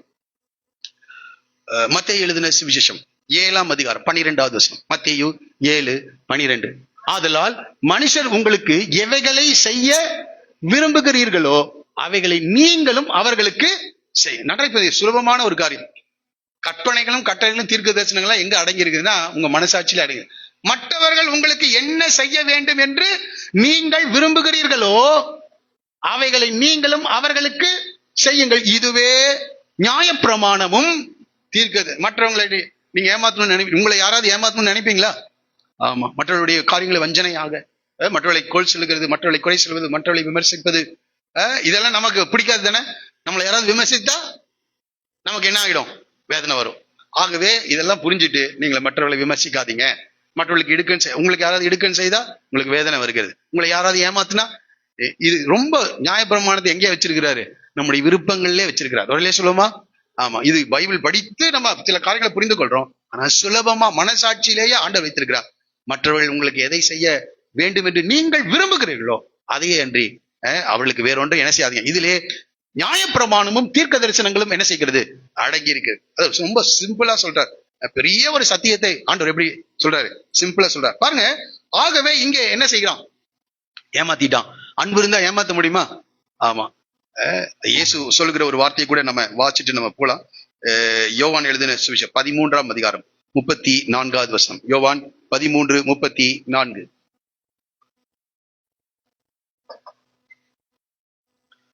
நீங்கள் ஒருவரில் ஒருவர் அன்பாயிருங்கள். நன்றாய் புரிந்துங்க. நாம ஒருவரில் ஒருவர் எப்படி இருக்கணும்? அன்பா இருக்க வேண்டும். நான் உங்களில் அன்பா இருந்தது போல நீங்களும். அப்புறம் மாடலை யாரை காட்டுறாரு? இயேசுவை காட்டு. நான் உங்களில் அன்பா இருந்தது போல நீங்களும் ஒருவரில் ஒருவர் அன்பாயிருங்கள் என்கிற புதிதான கட்டளையை உங்களுக்கு நான் என்ன செய்யறேன்? கொடுக்கிறேன் என்று சொல்ல. அப்போ ஒருவரில் ஒருவர் நாம் என்ன செய்யணுமா? அன்புள்ளவர்களா இருக்க வேண்டும். ஒருவரில் ஒருவர் அன்புள்ளவர். இது ஒரு புதிய கட்டளை. அன்புள்ளவர்களா இருந்தா நிச்சயமா அவர்களுக்கு விரோதமாக நாம் என்ன செய்ய மாட்டோம்? செய்ய மாட்டோம். ஆகவே லாபான் மாடலா எடுத்துக்கொள்ளாதீங்க. நம்ம ஆண்டவருடைய பிள்ளை. ஆண்டவரே தான் நான் உங்களில் அன்பாயிருந்தது போல என்று ஆண்டவர் தான் நமக்கு ரோல் மாடல். சரி, நான் உங்களில் அன்பாயிருந்தது, நீங்களும் ஒருவரில் ஒருவர் என்ன செய்யுங்க? அன்புள்ளவர்களாய் இருங்கள் என்று சொல்கிறான். இப்ப பாருங்க, இவன் சொல்ல ஒரே ஆப்ஷன் என்னது? இவனோடு கூட 7 நாள் வாழு, அவளையும் உனக்கு என்ன செய்கிறேன்? திருமணம் செய்து வைக்கிறேன். ஆனால் நீ இன்னும் 7 ஆண்டுகள் எனக்கு என்ன செய்யணும்? ஏன்னா 7 நாள்ல 7 வருடத்திலேயே என்னுடைய ஆடு மாடுகள் எல்லாம் என்ன செஞ்சிருச்சு? சுறுசுறுப்புள்ளவனுடைய கையாக அது இருந்ததுனால அவனுடைய மந்தை பெருகி இருக்கிறது. அந்தபடி யாக்கோபு இவனுடைய 7 நாளை என்ன செய்தான்? அப்பொழுது தன் குமார்த்தியாகிய ராகேலையும் அவனுக்கு மனைவியாக கொடுத்தான். அப்போ இப்ப பாருங்க, இது விரும்பி வந்ததா? இவன் இத பிளான என்ன செய்யல, பண்ணல. ஆனா சூழ்நிலைகள் அப்படி என்ன செய்கிறது? அமைகிறது. பாருங்க, இதை ஏன் ஆண்டவர் அனுமதித்தார்? இதையும் நான் சொல்ல விரும்புகிறேன். சில நேரங்களிலே இது சரியென்று நான் சொல்லவில்லை. அன்றைய நாட்களின் வழக்கத்தின்படி பலதார மனத்தை அவர் அனுமதித்திருக்க. ஏனென்றால் லேவியராம் புஸ்தகம் வரும்போதுதான் கட்டளைகளை கர்த்தர் கொடுக்கின்றார். கட்டளைகளை கொடுத்தார். ஆனால் அதற்கு முன்பதாக இருந்த நாட்களிலே ஜனங்கள் இப்படிதான் என்ன செஞ்சிருந்தாங்க? பல பெண்களை ஒரு ஆண் திருமணம் செய்கின்ற ஒரு வழக்க முறை அங்கே இருந்தது. பாருங்க, ஆண்டவர் இங்கே என்ன செய்திருக்கிறார் என்றால், இந்த லாபான் இந்த யாக்கோவை ஏமாற்றுவதற்காக என்ன செய்கிறான்? அவன் இந்த காரியங்களை செய்தான். ஆனால் தேவன் என்ன செய்கிறார் அப்படின்னா, சில நேரங்களிலே தேவன் தமது திட்டத்தை நிறைவேற்றும்படியாக அந்த சூழ்நிலையை கர்த்தர் என்ன செய்கிறார்? மாற்றி அமைக்கின்றவராயிருக்கிறார். நீதிமொழியின் புஸ்தகம் 21ஆம் அதிகாரம் 30வது வசனத்தை வாசிங்க. நீதிமொழியின் புஸ்தகம் 21ஆம் அதிகாரம் 30வது வசனம். கர்த்தருக்கு விரோதமான ஞானமும் இல்லை. இப்போ லாபான் என்ன நினைச்சிருப்பான்? சக்சஸ்ஃபுல்லா யாரை ஏமாத்திட்டேன்? யாக்கோபை ஏமாத்திட்டேன் அப்படின்னு. ஆனா மேல ஒருத்தர் இருக்கிறார், சூழ்நிலைகளை ஆளுகை செய்கிற ஒரு தேவன் இருக்கிறார் மேல. அவர் சொல்றாரு, கர்த்தருக்கு விரோதமான நீ உன்னுடைய ஞான அறிவில இதை செய்யலப்பா. என்னுடைய திட்டங்கள் என்ன செய்து இருக்கு? ஞானம் இல்லை, புத்தியும் இல்லை, ஆலோசனையும் இல்லை. ஏன்னா தேவனுக்கு என்னன்னா, இவன் பல ஜன கூட்டமாக என்ன செஞ்சாகணும்? பெருக வேண்டும். அடுத்த 7 ஆண்டுகளிலே இவன் சில பிள்ளைகளை பெற்று எடுத்தாக வேண்டும். அது தேவனுடைய திட்டமாக காணப்படுகிறது. ஆகவே இப்ப பாருங்க, ராகேலுக்கு பதிலாக லேயால் வந்தா, இப்ப திரும்ப யார் வந்தா? ராகேல். இந்த ராகேலுக்கும் லேயாலுக்கும் வேலைக்காரிகளாக சில்பாலையும் பில்காலையும் அந்த லாபான் என்ன செய்கிறான்? கொடுக்கின்றான். இப்ப சில நேரங்கள்ல தந்திரக்காரனை கர்த்தர் எப்படித்தான் பிடிக்கிறாராம்? அவனுடைய தந்திரத்தினாலே அவனை என்ன செய்கிறார்? ஆண்டவர் பிடிக்கிறார். சில நேரங்கள்ல தேவ திட்டத்துக்கு நம்ம ஒப்பு கொடுக்காமல் இருக்கும்போது தேவன் ஓவர் ரூல் பண்றாராம். தன்னுடைய ஆளுகையை தேவனே என்ன செய்கிறார்? எடுத்துக்கொள்ளுகிறார் அந்த இடத்துல. அதைதான் நம்ம இங்கே படிக்கிறோம். அப்பொழுது தன் குமார்த்தியாகிய ராகேலை அவனுக்கு மனைவியாக கொடுத்தான். மேலும் லாபான் தன் வேலைக்காரியாகிய பில்காலை தன் குமார்த்தியாகிய ராகேலுக்கு வேலைக்காரியாக கொடுத்தான். பாருங்க, இப்பொழுது இரண்டாவது 7 ஆண்டுகள், முதல் 7 ஆண்டுகள் பெரிய பிரச்சனை எல்லாம் இல்ல. இப்போ 7வது ஆண்டு துவங்கும் போதே என்ன வந்துருச்சு? ஒரு பெரிய அதிர்ச்சி யாருக்கு இருக்கு? இந்த யாக்கோபுக்கு இருக்கு. அடுத்தது இங்க நடக்கிற காரியங்கள் பாருங்க. இப்போ நிச்சயமாகவே இந்த பகை உணர்ச்சி யார்கிட்ட இருந்திருக்கும்? இந்த யாக்கோபு கிட்ட. ஏமாத்தி என்ன செஞ்சிட்டான்? இந்த பெண்ணை என் தலையில கல்யாணம் பண்ணி வைத்து விட்டான் என்று சொல்லி யாக்கோபு ராகேலை சேர்ந்தான். லேயாளை பார்க்கிலும் ராகேலை அவன் அதிகமாய் நேசித்து பின்னும் 7 வருஷம் அவனிடத்தில் இரண்டாவது 7 வருஷம் சரி இருக்கட்டும். லேயாள் அற்பமாய் எண்ணப்பட்டதை கர்த்தர் கண்டு. பாருங்க, இந்த குடும்ப அமைப்புல சில பிரச்சனைகள் நடந்து கொண்டிருக்கிறது. ஆமா, ஏமாத்தப்பட்டான். அந்த பகை என்ன செய்யுது? அந்த கோபம், அந்த பகையெல்லாம் யாருக்குள்ள இருக்கு? யாக்கோபு கிட்ட இருக்கு. இது நிமித்தம் இந்த பகை, விரோதங்கள், கோபம் எல்லாம் இருந்ததுன்னா நம்முடைய வார்த்தைகளும் நம்முடைய செயல்களும் எப்படி இருக்கும்? ஆமா, அன்பா இருந்தா ஒரு மாதிரி இருக்கும், பகை, விரோதங்கள், கோபமா இருந்தா வேற மாதிரி மாறும். இப்போ இவன் அதை செயலிலே காண்பிக்கின்றான் யாக்கோபு. பாருங்க, லேயாள் அற்பமாய் எண்ணப்பட்டாள். இதுல இன்னொரு காரியமும் இருக்கு. அன்றைய நாட்கள்ல ஒரு வீட்டிற்கு அல்லது ஒரு மனிதன் திருமணம் செய்கிற அந்த முதல் மனைவிக்கு தான் அந்த அந்த அந்த அவளுடைய குடும்பத்துல மிக முக்கியமான அல்லது எல்லா பொறுப்புகளும் யாரை சார்ந்தது? இந்த லேயாள் முதல் மனைவியை சார்ந்தது. அந்த முதல் மனைவி சொல்றதுதான் அந்த குடும்பத்துல என்னது? கட்டளை. ஆனா அந்த மனைவி இவனுக்கு எப்படி இருக்கான்? அவனுக்கு பிடிக்கல, கட்டாயத்தின்படி ஏமாற்றப்பட்டு திருமணம் செய்து வைக்கிறான். ஆகவே இவன் அவளை என்ன செய்யறான்? அற்பமாய் எண்ணுகிறான். ஆங்கில வேதாகமத்தின் பல மொழிபெயர்ப்புகளை படிக்கும் போது அவனை பகைத்தான் என்றே போட்டிருக்கிறது. he hated என்றே போட்டிருக்கிறது. அவனை பகைத்தான்.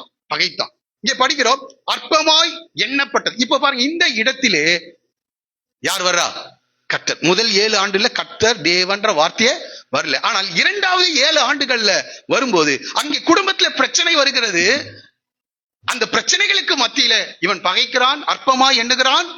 ஆனா அங்க என்ன வார்த்தை வருது? ஆமா, பிரச்சனைகள் வரும்போது கர்த்தர் எப்படி இருக்கிறாரு? நமக்கு சமீபமா இருக்கிறார். நொறுங்குண்ட இருதயம் உள்ளவளை கர்த்தர், நொறுங்குண்ட இருதயம் உள்ளவளுக்கு கர்த்தர் எப்படி இருக்காராம்? சமீபமா. யாருடைய இருதயம் நொறுங்கி இருக்கும்? பகைத்து அற்பமா எண்ணும் போது லேயாளுடைய இருதயம் நொறுங்கி இருக்கும். அங்க யார் வர்றா? கர்த்தர். நன்றாய் புரிந்து கொள்ளுங்க. வாழ்க்கையில இவளுடைய வாழ்க்கையை குறித்து நான் யோசித்து பார்த்தேன். கர்த்தர் தான் அவளை என்ன செஞ்சார்? படைத்தார். கர்த்தர் தான் படைத்தார். அன்றைய நாட்களில் பெண்கள் தகப்பனுக்கு, புருஷனுக்கு எதிராக என்ன செஞ்சிட முடியாது?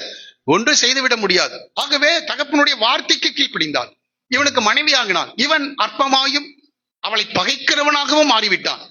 நான் நினைக்கிறேன் இந்த 7 ஆண்டுகள் யாக்கோபை பார்த்து இவங்க எல்லாம் ஆண்டவரை பத்தி என்ன செஞ்சிருப்பாங்க? அறிந்து வைத்திருப்பாங்க. இப்போ இந்த லேயாள் ஆண்டவர்கிட்ட தான் முறையிட முடியும். அப்பா கிட்ட சொன்னா அப்பா என்ன சொல்வாரு? சில நாட்களுக்கு முன்பதாக நியூஸ்ல பார்த்தோம், அப்படிதான் இருக்கும், அட்ஜஸ்ட் பண்ணி என்ன செய்ய வாழ்ன்னு ஒரு அப்பா மகளுக்கு சொல்லியிருக்காங்க. அப்படிதான் இருக்கும் வாழ்க்கைன்னா, என்ன செய் லாபம்னா அப்படிதான் சொல்லியிருப்பார். அப்படிதான் இருக்கும், அப்படிதான் இருக்கும், அப்படிதான் இருக்கும். யாக்கோபு கிட்ட பேசவும் முடியாது. அவன் அவளை பகைக்கின்றான், அவளை அற்பமாய் நினைக்கிறான். கூட யாருக்கு கூட சேர்ந்திருக்கா? ராகேல் கூட சேர்ந்திருக்கான். இவங்க 2 பேரும் சேர்ந்து அவளை அற்பமாக நினைக்கிறான். அந்த இடத்துல இந்த சூழ்நிலையை தேவன் எதற்கு அனுமதிக்கிறார் என்றால், அந்த சூழ்நிலையில அந்த நபர் எங்க ஓடணும்? ஆபத்து காலத்தில் என்னை நோக்கி கூப்பிடு. அந்த நொறுங்குண்ட இருதயம் இருக்கும்போது அன்னாலை போல தேவ சமூகத்துல என்ன செய்யணும்? கர்த்தர் பாருங்க, ஒரு மனிதன் இப்பதான் சொன்னேன், பாடினோம், நெருக்கத்தின் மத்தியில தான் கர்த்தர் பெருக்கத்தை என்ன செய்வார்? உண்டாக்கும். உன் வாழ்க்கையில நெருக்கம் வராமல் ஒரு பெருக்கம் என்ன செய்யாது? வராது. வேதத்துல அநேக இடங்கள் இஸ்ரவேல் ஜனங்கள் எகிப்து தேசத்தில் இருக்கும் போது மிகவும் நெருக்கப்பட்டார்கள். அவருடைய பெருமூச்சின் சத்தம் அவருடைய வாழ்க்கையில கேட்கப்பட்ட தேவ அப்போ தேவன் உடன்படிக்கை என்ன செய்தார்? நிறைவு கொண்டார். அந்த நெருக்கத்துலதான் கர்த்தர் அவர்களை பழுகி பெருக செய்தார். அப்போ இங்கேயும் பாருங்க, இங்கே நெருக்கம். சில நேரங்களில் காரணம் இல்லாமல் உங்களுடைய இருதயம் உடைக்கப்படுகிறதா? ஆமா. ஏமாற்றப்படுகிறீர்களா? வஞ்சனையாக மனிதர்கள் உங்களை நடத்துகிறார்களா? உங்களுடைய இருதயம் உடைகிறதா? நீங்க அங்கேயும் ஓட வேண்டாம். எங்க ஓடினாலும் உங்களுக்கு தீர்வு இருக்காது. எங்கதான் வரணும்? தேவன் கிட்ட. உங்களை உண்டாக்கினவரிடத்துல ஓடி வாருங்கள். உங்களை சிருஷ்டித்தவரிடத்தில் ஓடி வாருங்கள். உங்களுடைய சூழ்நிலைகளுக்கு பரிகாரத்தை கொடுக்கின்ற தேவனிடத்தில் ஓடி வாருங்கள். நிச்சயமா நான் நம்புறேன், இந்த லேயாள் ஆண்டவரை அறிந்திருந்தாள். அவள் கர்த்தரை நோக்கி கூப்பிட்டிருப்பாள். பாருங்க, அவள் அற்பமாய் எண்ணப்பட்டாள் என்று கர்த்தர் கண்டு.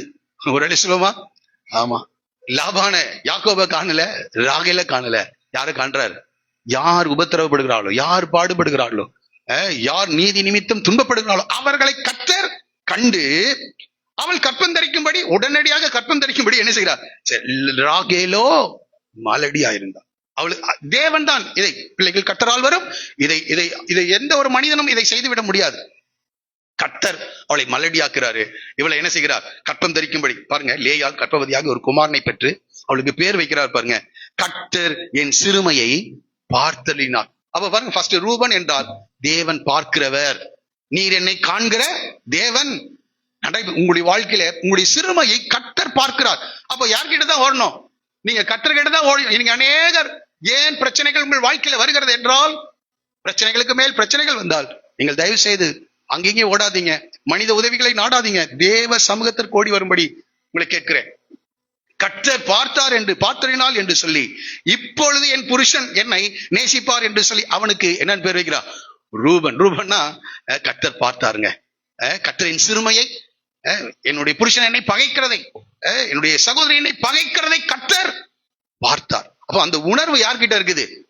பின்னாட்கள்ல பாத்தீங்கன்னா இந்த உபத்திரவத்தை அனுபவித்த இந்த லேயால் தான் ஆபிரகாமுடைய கல்லறையில ஆபிரகாம், சாராள், ஈசாக்கு, ரெபெக்காள், அடுத்தது யாக்கோபு தான் நேசித்த ராகேல் அல்ல, யார் கூட படுகிறார்? லேயாளோடு. இந்த முற்பிதாக்களுடைய வரிசையில ராகேலுக்கு இடம் இல்ல. உபத்திரவங்களை, பாடுகளை அனுபவித்த யாருக்கு தான் இடம்? லேயாளுக்கு இடம். அங்கே ரொம்ப மிக முக்கியமான காரணம் இல்லாமல் உங்கள் வாழ்க்கையில பிரச்சனைகள் வருகிறதா, அந்த சமயத்தில் நீங்கள் தேவனை நோக்கி பார்ப்பீர்கள் என்றால் அந்த நெருக்கத்தை உங்களுடைய வாழ்க்கையில பெருக்கமாக கர்த்தர் மாற்றுவார். ஒரு என்லார்ஜ்மெண்ட், ஒரு விசாலத்தை கட்டக்கூடாது. நான் நெருக்கப்பட்டேன் என்று சங்கீதக்காரர் சொல்றார். ஆண்டவர் எப்பொழுது என்னை விசாலத்திலே கொண்டு வந்து வைத்தார் என்று தாவீது சொல்கிறார் சங்கீதத்திலே. சரி, இருக்கட்டும். இங்கே கர்த்தர் அவளுக்கு ரூபனை கொடுக்கின்றார். கர்த்தர் பார்த்தறினார். மறுபடியும் அவள் கர்ப்பவதியாகி ஒரு குமாரனை பெற்று நான் அற்பமாய் எண்ணப்பட்டதை கர்த்தர் கேட்டருளி. அப்போ அவங்க பேசுனதையும் கேட்டிருப்பார். அற்பமாய்னா எப்படி இருப்பாங்க அவங்க? பல காரியங்கள் என்ன, அவளுடைய கண்ணை பத்தி சொல்லியிருப்பாங்க, அவருடைய உருவ அமைப்பை கேலி செய்திருப்பார்கள், அவருடைய காரியங்கள் எல்லாம் பல காரியங்கள் பேசியிருப்பாங்க. அந்த சமயத்துல அதையும் கர்த்தர் கேட்கிறாரு. அந்த வார்த்தைகள் இவள் இருதயத்தை உடைத்திருக்கும். இவருடைய ஜெபத்தையும் கர்த்தர் என்ன செய்தார்? ஃபர்ஸ்ட் பார்த்தாரு, ரெண்டாவது தேவன் யார்? பார்க்கிறவர். உன்னுடைய அங்கலாய்ப்பை கர்த்தர் கேட்கிறவராயிருக்கிறார். பாருங்க, கேட்டல் இவனையும் எனக்கு தந்தார் என்று சொல்லி அவனுக்கு சிமியோன் என்று என்ன செய்கிறார்? சிமியோன்னா என்னது? கேட்டருளினார். மூன்றாவது, பின்னும் அவள் கர்ப்பவதி ஆகிய ஒரு குமாரனை பெற்று என் புருஷனுக்கு 3 குமாரனை பெற்றபடியால் இப்பொழுது அவர் என்னோட சேர்ந்திருப்பார் என்று சொல்லி அவனுக்கு என்னன்னு போடுறார். அப்போ இந்த அம்மா நம்பிக்கை இழக்கல. நம்மால தான் என்ன செஞ்சிடும்? வீட்டை விட்டு போயிருப்பாங்க. இவன் என்னை நேசிக்கவே இல்லைங்க, என்னை பகைக்கிறான், எனக்கு அப்பமாய் நினைக்கிறான் அப்படின்னு அவன் சொல்ற வார்த்தைகளை கேட்டு என்ன செஞ்சிருப்பாங்க? இந்த அம்மா ஓடி இருப்பாங்க. இன்னைக்கு இருந்த பெண்கள்னா ஓடி இருப்பாங்க. ஆனா இவன் என்ன செய்யறா? அந்த பாடுகளுக்குள்ள, அதனாலதான் சொல்றாங்க, ஆகார் சாராள் கடினமாய் நடத்துகிறார். கடினமாய் நடத்த வேணும்னா கடினமா நடத்துறான். அவ ஓடி போறா. ஆண்டவர் சொல்றாரு, நீ போய் அங்கே அடங்கிரு, அங்கே இவனை ஒரு பெரிய ஜாதி ஆக்குவேன் என்று சொல்கிறார். எங்கே நெருக்கப்படுகிறார்கள் அந்த இடத்திலே தேவ திட்டத்தின்படி யார் அடங்கி இருக்கிறார்கள் அவருடைய வாழ்க்கையிலே மிகப்பெரிய ஒரு என்லார்ஜ்மெண்ட், ஒரு விசாலத்தை கர்த்தர் என்ன செய்திருக்கிறார்? அங்கே வைத்திருக்கிறார். அதனால இங்க பாருங்க, இந்த லேயாள் கிட்ட இருந்து நாம் எல்லாரும் கற்றுக்கொள்ளுகிற காரியம் என்னன்னா, அந்த உபத்திரவத்துல அவ என்ன செய்யறா? அடங்கி இருக்கா. அப்புறம் நம்பிக்கையை இழக்கவில்லை. இவன் என்னை எப்படியாவது என்ன செய்வான்? நாமளும் இவன் இதுக்கு மேல என்ன செய்ய மாட்டான்? நேசிக்க மாட்டான். அங்க சொல்ல என்னோட சேர்ந்திருப்பார் என்று சொல்லி அவனுக்கு என்ன செய்கிறான்? லேவி என்று பேரிட்டான். சரி, மறுபடியும் அவள் கற்பம் தரிக்கிறார். இதெல்லாம் கர்த்தரே செய்யறார். 4வது வருஷம் நினைக்கிறேன், கற்பம் தரித்து ஒரு குமாரனை பெற்று இப்பொழுது கர்த்தரை இவன் நேசிக்கிறானா நேசிக்கலையோ, கர்த்தர் என் வாழ்க்கையை சத்தத்தை கேட்கிறாரு, கர்த்தர் எனக்கு இந்த பிள்ளைகளை என்ன செஞ்சுட்டே இருக்காரு? கொடுத்துட்டே இருக்காரு என்று சொல்லி கர்த்தரை துதிப்பேன். இப்ப போக்கஸ் யார் மேல போகுது? கர்த்தர் மேல. சில காரியங்கள்ல தேவன் உங்களுடைய ஜெபத்தை கேட்கலையா? உங்களுடைய அங்கலாய்ப்பை கேட்கலையா? உங்களுடைய சிறுமையை கர்த்தர் மாற்றவில்லையா? அதை பத்தி கவலைப்படாதீங்க. இப்பொழுது கர்த்தரை துதிப்பேன் என்று சொல்லி அவனுக்கு யூதா என்று என்ன செய்கிறான்? பேரிடுகிறான். மாறல, பிரச்சனை மாறல, ஆனா கர்த்தரை துதிக்கிறான். இன்னைக்கு இந்த காலையில கர்த்தனோடு பேசுற, உன் பிரச்சனை மாறலதான், ஆனா கர்த்தரை துதிக்கிறியா? நாம என்ன சொல்வோம்? பிரச்சனை மாறட்டும், அப்புறம் கர்த்தருக்கு என்ன செய்யலாம்? செய்ய வேண்டியதை செய்யலாம். பிரச்சனை மாறுற வரைக்கும் நான் என்ன செய்ய மாட்டேன்? அமைதியா வந்துட்டு போவாங்க, ஒன்னும் செய்ய மாட்டேன். இந்த காரியத்தை கர்த்தர் செய்தால் இல்ல அவர் கர்த்தர். அவர் யாரு? ஒரு கர்த்தர். ஆமா, அவருக்கு நாம என்ன செய்ய முடியாது? கட்டளையிட முடியாது. சொல்லும் அடியே கேட்கிறேன்னு தான் சொல்லணும். ஆனா இப்போ இவன் நேசிக்கிறானா நேசிக்கலையோ, ஆண்டவர் எனக்கு இந்த குழந்தைகளை என்ன செஞ்சுட்டே இருக்காரு? கொடுத்து கொண்டே இருக்கிறார் என்று சொல்லி அவளுக்கு புரியுது. கற்பத்தின் கனி கர்த்தரால் கிடைக்கும், தேவன் என் மேல் கிருபையா இருக்கிறார் என்று சொல்லி தேவனை துதிக்க ஆரம்பிக்கிறார். பவுலும் சீலாவும் அநேக அடிகள் அடிக்கப்பட்டாங்க. அந்த ராத்திரி வேளையில பவுலும் சீலாவும் கர்த்தரை ஜெபம் பண்ணி கர்த்தரை பாடி என்ன செய்தாங்களாம்? துதித்தார்கள். கர்த்தர் அற்புதத்தை கர்த்தர் செய்தார். ஆகவே நம்முடைய நெருக்கத்தின் மத்தியிலே நாம் கர்த்தரை நோக்கி துதிக்கும் போது, ஸ்தோத்தரிக்கும் போது, கர்த்தரை மகிமைப்படுத்தும் போது கர்த்தர் சூழ்நிலைகளை என்ன செய்கிறார்? மாற்றி அமைக்கிறவராயிருக்கிறார். கர்த்தரை துதிப்பேன் என்று சொல்லி அவனுக்கு யூதா என்று என்ன செய்தான், பேரிட்டான். இந்த குடும்பத்துல என்ன நடந்துட்டே இருக்குது, பிரச்சனைகள் போயிட்டே இருக்குது. கர்த்தர் கூட தான் இருப்பாரு. ஆனா என்ன நடந்துட்டு இருக்குது, ஒரு அம்மா அழுதுட்டே இருக்குது, அப்புறம் அது துதிக்குது, பிரச்சனைகள் நடந்துட்டே இருக்குது. அடுத்த அதிகாரத்துக்கு வரும்போது பாருங்க, ராகேல் யாக்கோபுக்கு பிள்ளைகளை பெறாததை கண்டு தன் சகோதரியின் மேல் பொறாமை கொண்டு யாக்கோபை நோக்கி, எனக்கு பிள்ளை கொடும், இல்லாவிட்டால் சாகிறேன். அப்ப பாருங்க, சும்மா நம்ம படிக்கிறோம், அங்க வீட்டுல என்ன நடந்திருக்கும், பல காரியங்கள் நானும் பார்த்துட்டே இருக்கேன் அப்படின்னு யாரை பிடிச்சு உழுகுறா. இப்போ யாக்கோபுனால ஒண்ணும் என்ன செய்ய முடியல, பேசவே முடியல, சைலண்ட் ஆயிட்டாரு. முதல் 7 வருடம் ரொம்ப அமைதியா போச்சுங்க. அடுத்த 7 வருடங்கள் அவருடைய குடும்ப வாழ்க்கையில மிகப்பெரிய போராட்டத்தை அவன் என்ன செய்கிறான், சந்திக்கிறான். கர்த்தர் அவனை உருவாக்குகிறான் என்று நாம் இதை புரிந்து கொள்ள முடியும். அப்பொழுது யாக்கோபு ராகேலின் மேல் கோபம் கொண்டு, தேவன் அல்லவோ உன் கற்பத்தை அடைத்திருக்கான், நான் தேவனா, அங்க இவனு சொல்றான், நான் தேவனா என்று சொல்லுகிறான். அப்பொழுது அவன், இதோ என் வேலைக்காரிய, பாருங்க இந்த சூழ்நிலை எப்படியாவது அவனுக்கு என்ன வேணும், பிள்ளை வேணும், எப்படியாவது பிள்ளை. அன்றைக்கு வேலைக்காரிகளை கொடுத்தா கூட வேலைக்காரிகள் பெற்றெடுக்கிற பிள்ளை அவர்களுக்குரிய பிள்ளையாக, இந்த எஜமாட்டிக்குரிய பிள்ளையாக கருதுவார்களாம்.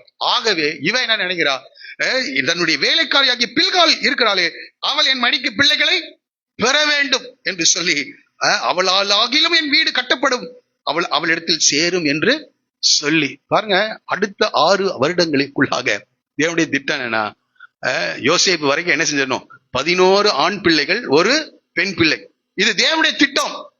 அதற்கு யாரையே பயன்படுத்துறா, இந்த ராகேல், லேயாள், இவர்களையே கர்த்தர் என்ன செய்கிறார், அவர் பயன்படுத்துகிறார். சில நேரங்கள்ல அவருடைய ஞானம், அவருடைய ஆலோசனைகள், அவருடைய அறிவு, இது சூழ்நிலைகள் வித்தியாசமா இருக்கு. ஆனால் கர்த்தர் அங்கே செயல்பட்டு கொண்டே இருக்கிறார், கர்த்தர் அங்கே செயல்படுகிறார். Right, okay. இங்கே கர்த்தர் தம்முடைய கிரியைகளை நடப்புகிறாரு. அவனுக்கு மனைவியாக கொடுத்தார். மேலும் லாபான் தன் வேலைக்காரிய பில்காலை தன் குமார்த்தியாகிய ராகேலுக்கு வேலைக்காரியாக கொடுத்தான். இப்ப பாருங்க, அவளிடத்துல சேர்ந்த பிறகு பாருங்க, 7 வருஷம் மன்னிக்கணும், எத்தனாவது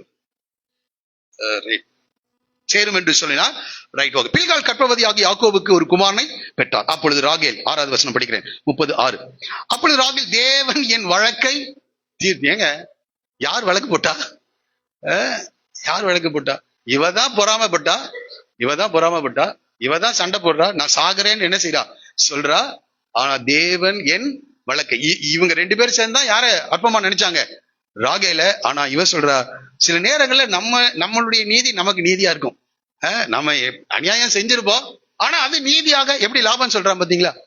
என்னுடைய இந்த ஊர்ல அந்த வழக்கம், மூத்தவர்களுக்கு இளையவளை கொடுப்பது இந்த ஊர்களின் வழக்கம் இல்ல அப்படின்னு அவன் நீதியை சொல்றான் பாத்தீங்களா. அது போல தேவன் என் வழக்கை தீர்த்து என் சத்தத்தை கேட்டு எனக்கு ஒரு குமாரனை கொடுத்தார் என்று சொல்லி அவனுக்கு தான் என்று மறுபடியும் அவளை கொடுக்கிறான். இப்ப பாருங்க, என் சகோதரியோடு, அப்பொழுது ராகேல், நான் மகா போராட்டமா என் சகோதரியோட போராடி. பாருங்க, போராட்டமா குடும்பத்துல எப்படி இருக்குன்னு நினைக்கீங்க. அந்த வார்த்தையை சொல்லி பேர் வைக்கிறாங்கன்னா குடும்பத்துல எவ்வளவு ஃபைட் நடந்திருக்கும். டெய்லி சண்டை தான், வீட்டுல என்னதான் நடக்கும். இந்த யாக்கோபுக்கு வெளியே லாபானுடைய ஆடுகளை மேய்க்கணும். அவன் திருட்டு போனதை கூட என்ன செய்யறான், கேட்கிறான். களவாய் போனது எல்லாத்தையும் கேட்கிறான். அவன் கணக்குல ரொம்ப, பகல்ல சூரிய வெளிச்சம், உஷ்ணம், இரவிலே பனி, இப்படி அங்க வேலையில பயங்கர பிரச்சனை.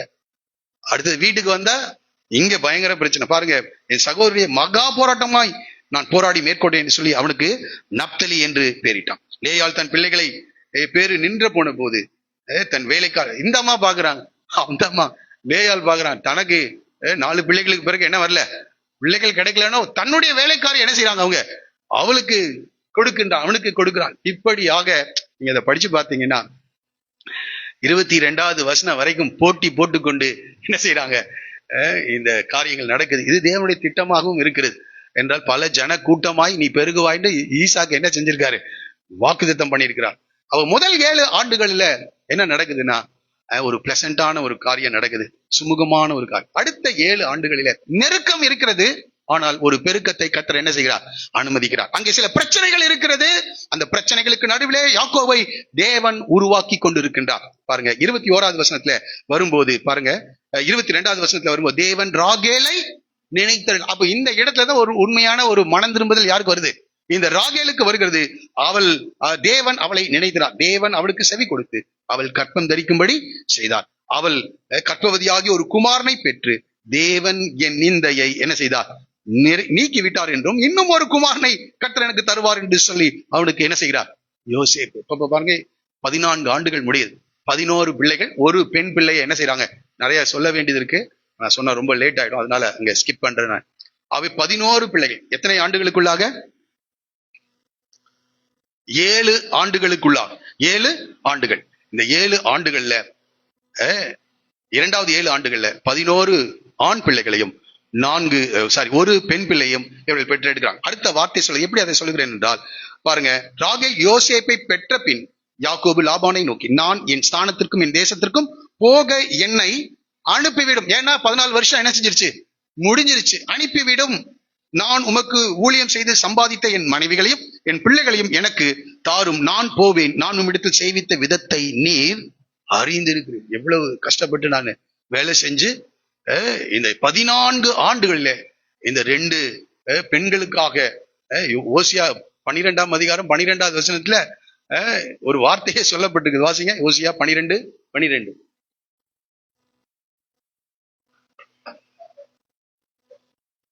ஓடி போய் இஸ்ரவேல் ஒரு பாருங்க, சரித்திரத்திலேயே என்னன்னு பேர் வச்சுட்டாங்க.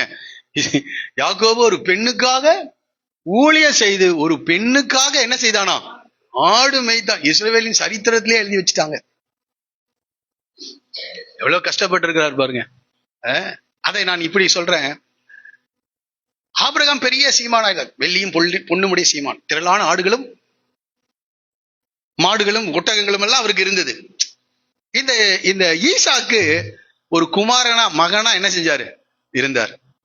ஆபிரகாமுக்கு பிறகு எல்லா சொத்து யாருக்கு வந்து சேர்ந்துருச்சு, ஆமா, அவரே எல்லா காரியங்களும். ஆனா இந்த யாக்கோபு ஆசீர்வாதத்தை பெற்றுக்கொள்கிறேன்னு சொல்லி இந்த ஈசாக்கை ஏமாற்றினதினால எங்க வந்து கஷ்டப்பட்டு இருக்கிறாரு, லாபான் வீட்டுக்கு. ஈசாக்கை ஏமாற்றினான். மாமனாரும் இன்னொரு தகப்பன் தானாமா அவங்க ஊர்ல, ஃபாதர் இன் லா. அதனாலதான் இங்கிலீஷ்ல ஃபாதர் இன் லா, ஃபாதர்ன்னு தான் அர்த்தமா எபிரேய மொழியில.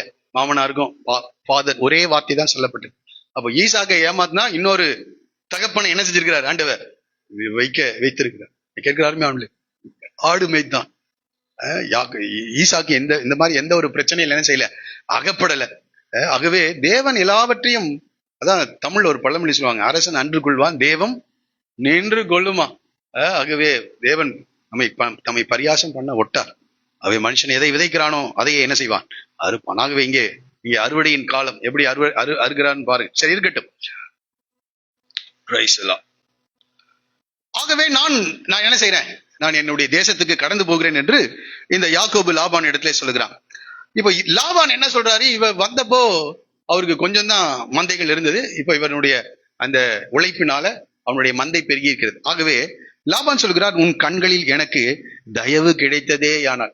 அதாவது லாபான் பேசும்போது எப்படிதான் பேசுறாரு பாருங்க, உன் கண்களிலே எனக்கு பேசுறது ரொம்ப அழகா பேசுவான். ஏன்னா அவன் காரியத்தை சாதிக்கணும். மனிதர்கள் இப்படி இருப்பாங்க, மனுஷரை குறித்து எச்சரிக்காருங்கள். அவர்களுக்கு ஒரு தேவை நடக்க வேண்டும் என்றால் உங்க வீட்டுக்கு என்ன செய்வாங்க, வெகுமதிகளை எல்லாம் வாங்கிட்டு, பழங்களை எல்லாம் வாங்கிட்டு உங்க வீட்டுக்கு வருவாங்க. உங்களை அன்பாய் விசாரிப்பார்கள், கரிசனையோடு கூட நடந்துவாங்க. எதுக்காக, நீங்க அவங்களுக்கு ஏதாவது செய்யணும்ன்றதுக்காக. ஆனா செய்து முடித்த பிறகு 10 முறை சம்பளத்தை என்ன செய்யறான், மாத்துறான். அவன் பார்த்து என்ன சொல்றான் பாரு, உன் கண்களில் எனக்கு தயவு கிடைத்ததே ஆனால். அதனால மனிதர்கள் சொல்லுகிற அந்த புகழ்ச்சியான வார்த்தைகளுக்கு மயங்கிறாதீங்க. பாம்பை போல வீணா உள்ளவர்களாக, புறாவை போல கபடற்றவர்களாக இருக்க வேண்டும், பாம்பை போல வீணா உள்ளவர்களாகவும் இருக்க வேண்டும். சரி, தயவு கிடைத்ததானால் நீ இரு, உன் நிமித்தம் கர்த்தரனை ஆசீர்வதித்தார் என்று குறிப்பினால் அறிந்து கொண்டேன். இந்த குறிப்பினால் என்ற வார்த்தை அங்கே பார்த்தா அவன் எப்படி அறிந்து கொண்டிருக்கான் என்றால், குறி சொல்லுகிற இடத்துல கேட்டு அறிந்து கொண்டான் என்று மற்ற மொழிபெயர்ப்புகள்ல வருகிறது. ஆங்கிலத்துல கூட டிவினேஷன் என்ற வார்த்தை தான் சொல்லப்பட்டிருக்கிறது.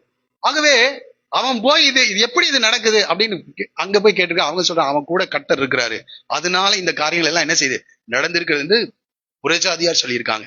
குறிப்பினால் அறிந்து கொண்டேன். என்ன கேட்கிற அருமையானவர்களே, யோசேப்போடு கூட கர்த்தர் இருந்தார். போத்திபாருடைய வீட்டுல கர்த்தர் அவனை என்ன செய்தார், உழைத்தினார். போத்திபாரையும் கர்த்தர் ஆசீர்வதித்தார். சிறைச்சாலையில யோசேப்பு இருந்தார். சிறைச்சாலையில யோசேப்போடு கூட கர்த்தர் இருந்தார். அந்த சிறைச்சாலையுடைய தலைவனுடைய காரியங்கள் கண்களை தயவு கிடைக்க பண்ணினார். அங்க இருக்கிற எல்லா ஜனங்களையும் அவன் விசாரித்தான், தலைவனாக உயர்த்தப்பட்டான்.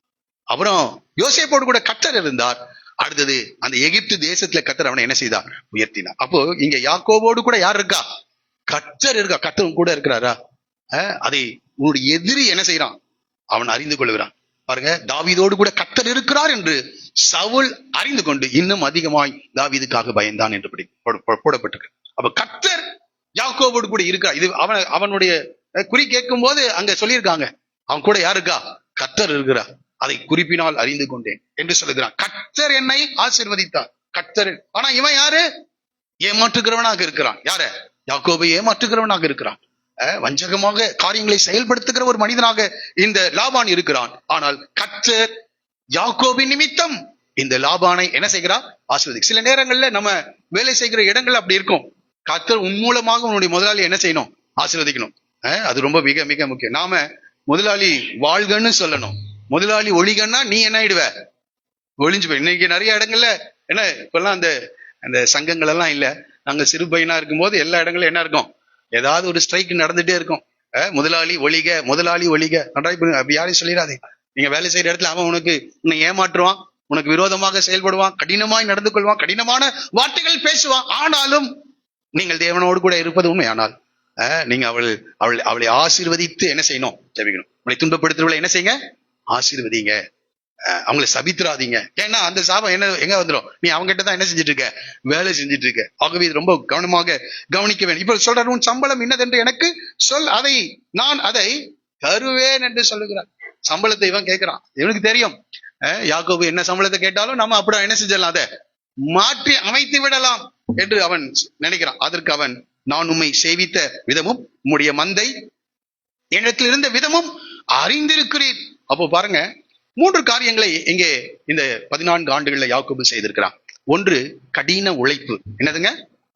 கடின உழைப்பு. யாருக்கு? முதல் 7 வருஷம் வேணா லாகேலுக்காக உழைச்சிருக்கலாம்.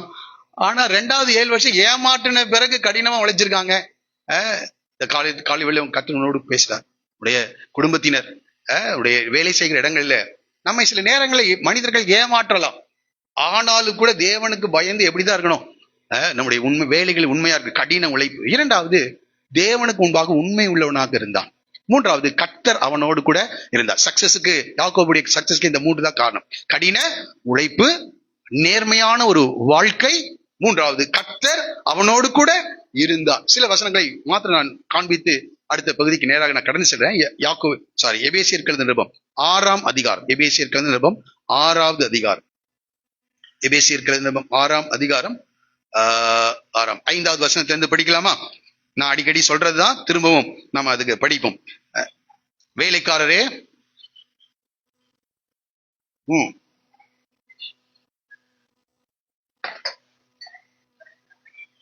பாருங்க, இது ரொம்ப மிக முக்கியம். கர்த்தருடைய ஆசீர்வதிக்கிறதுக்காக இதை சொல்றேன்.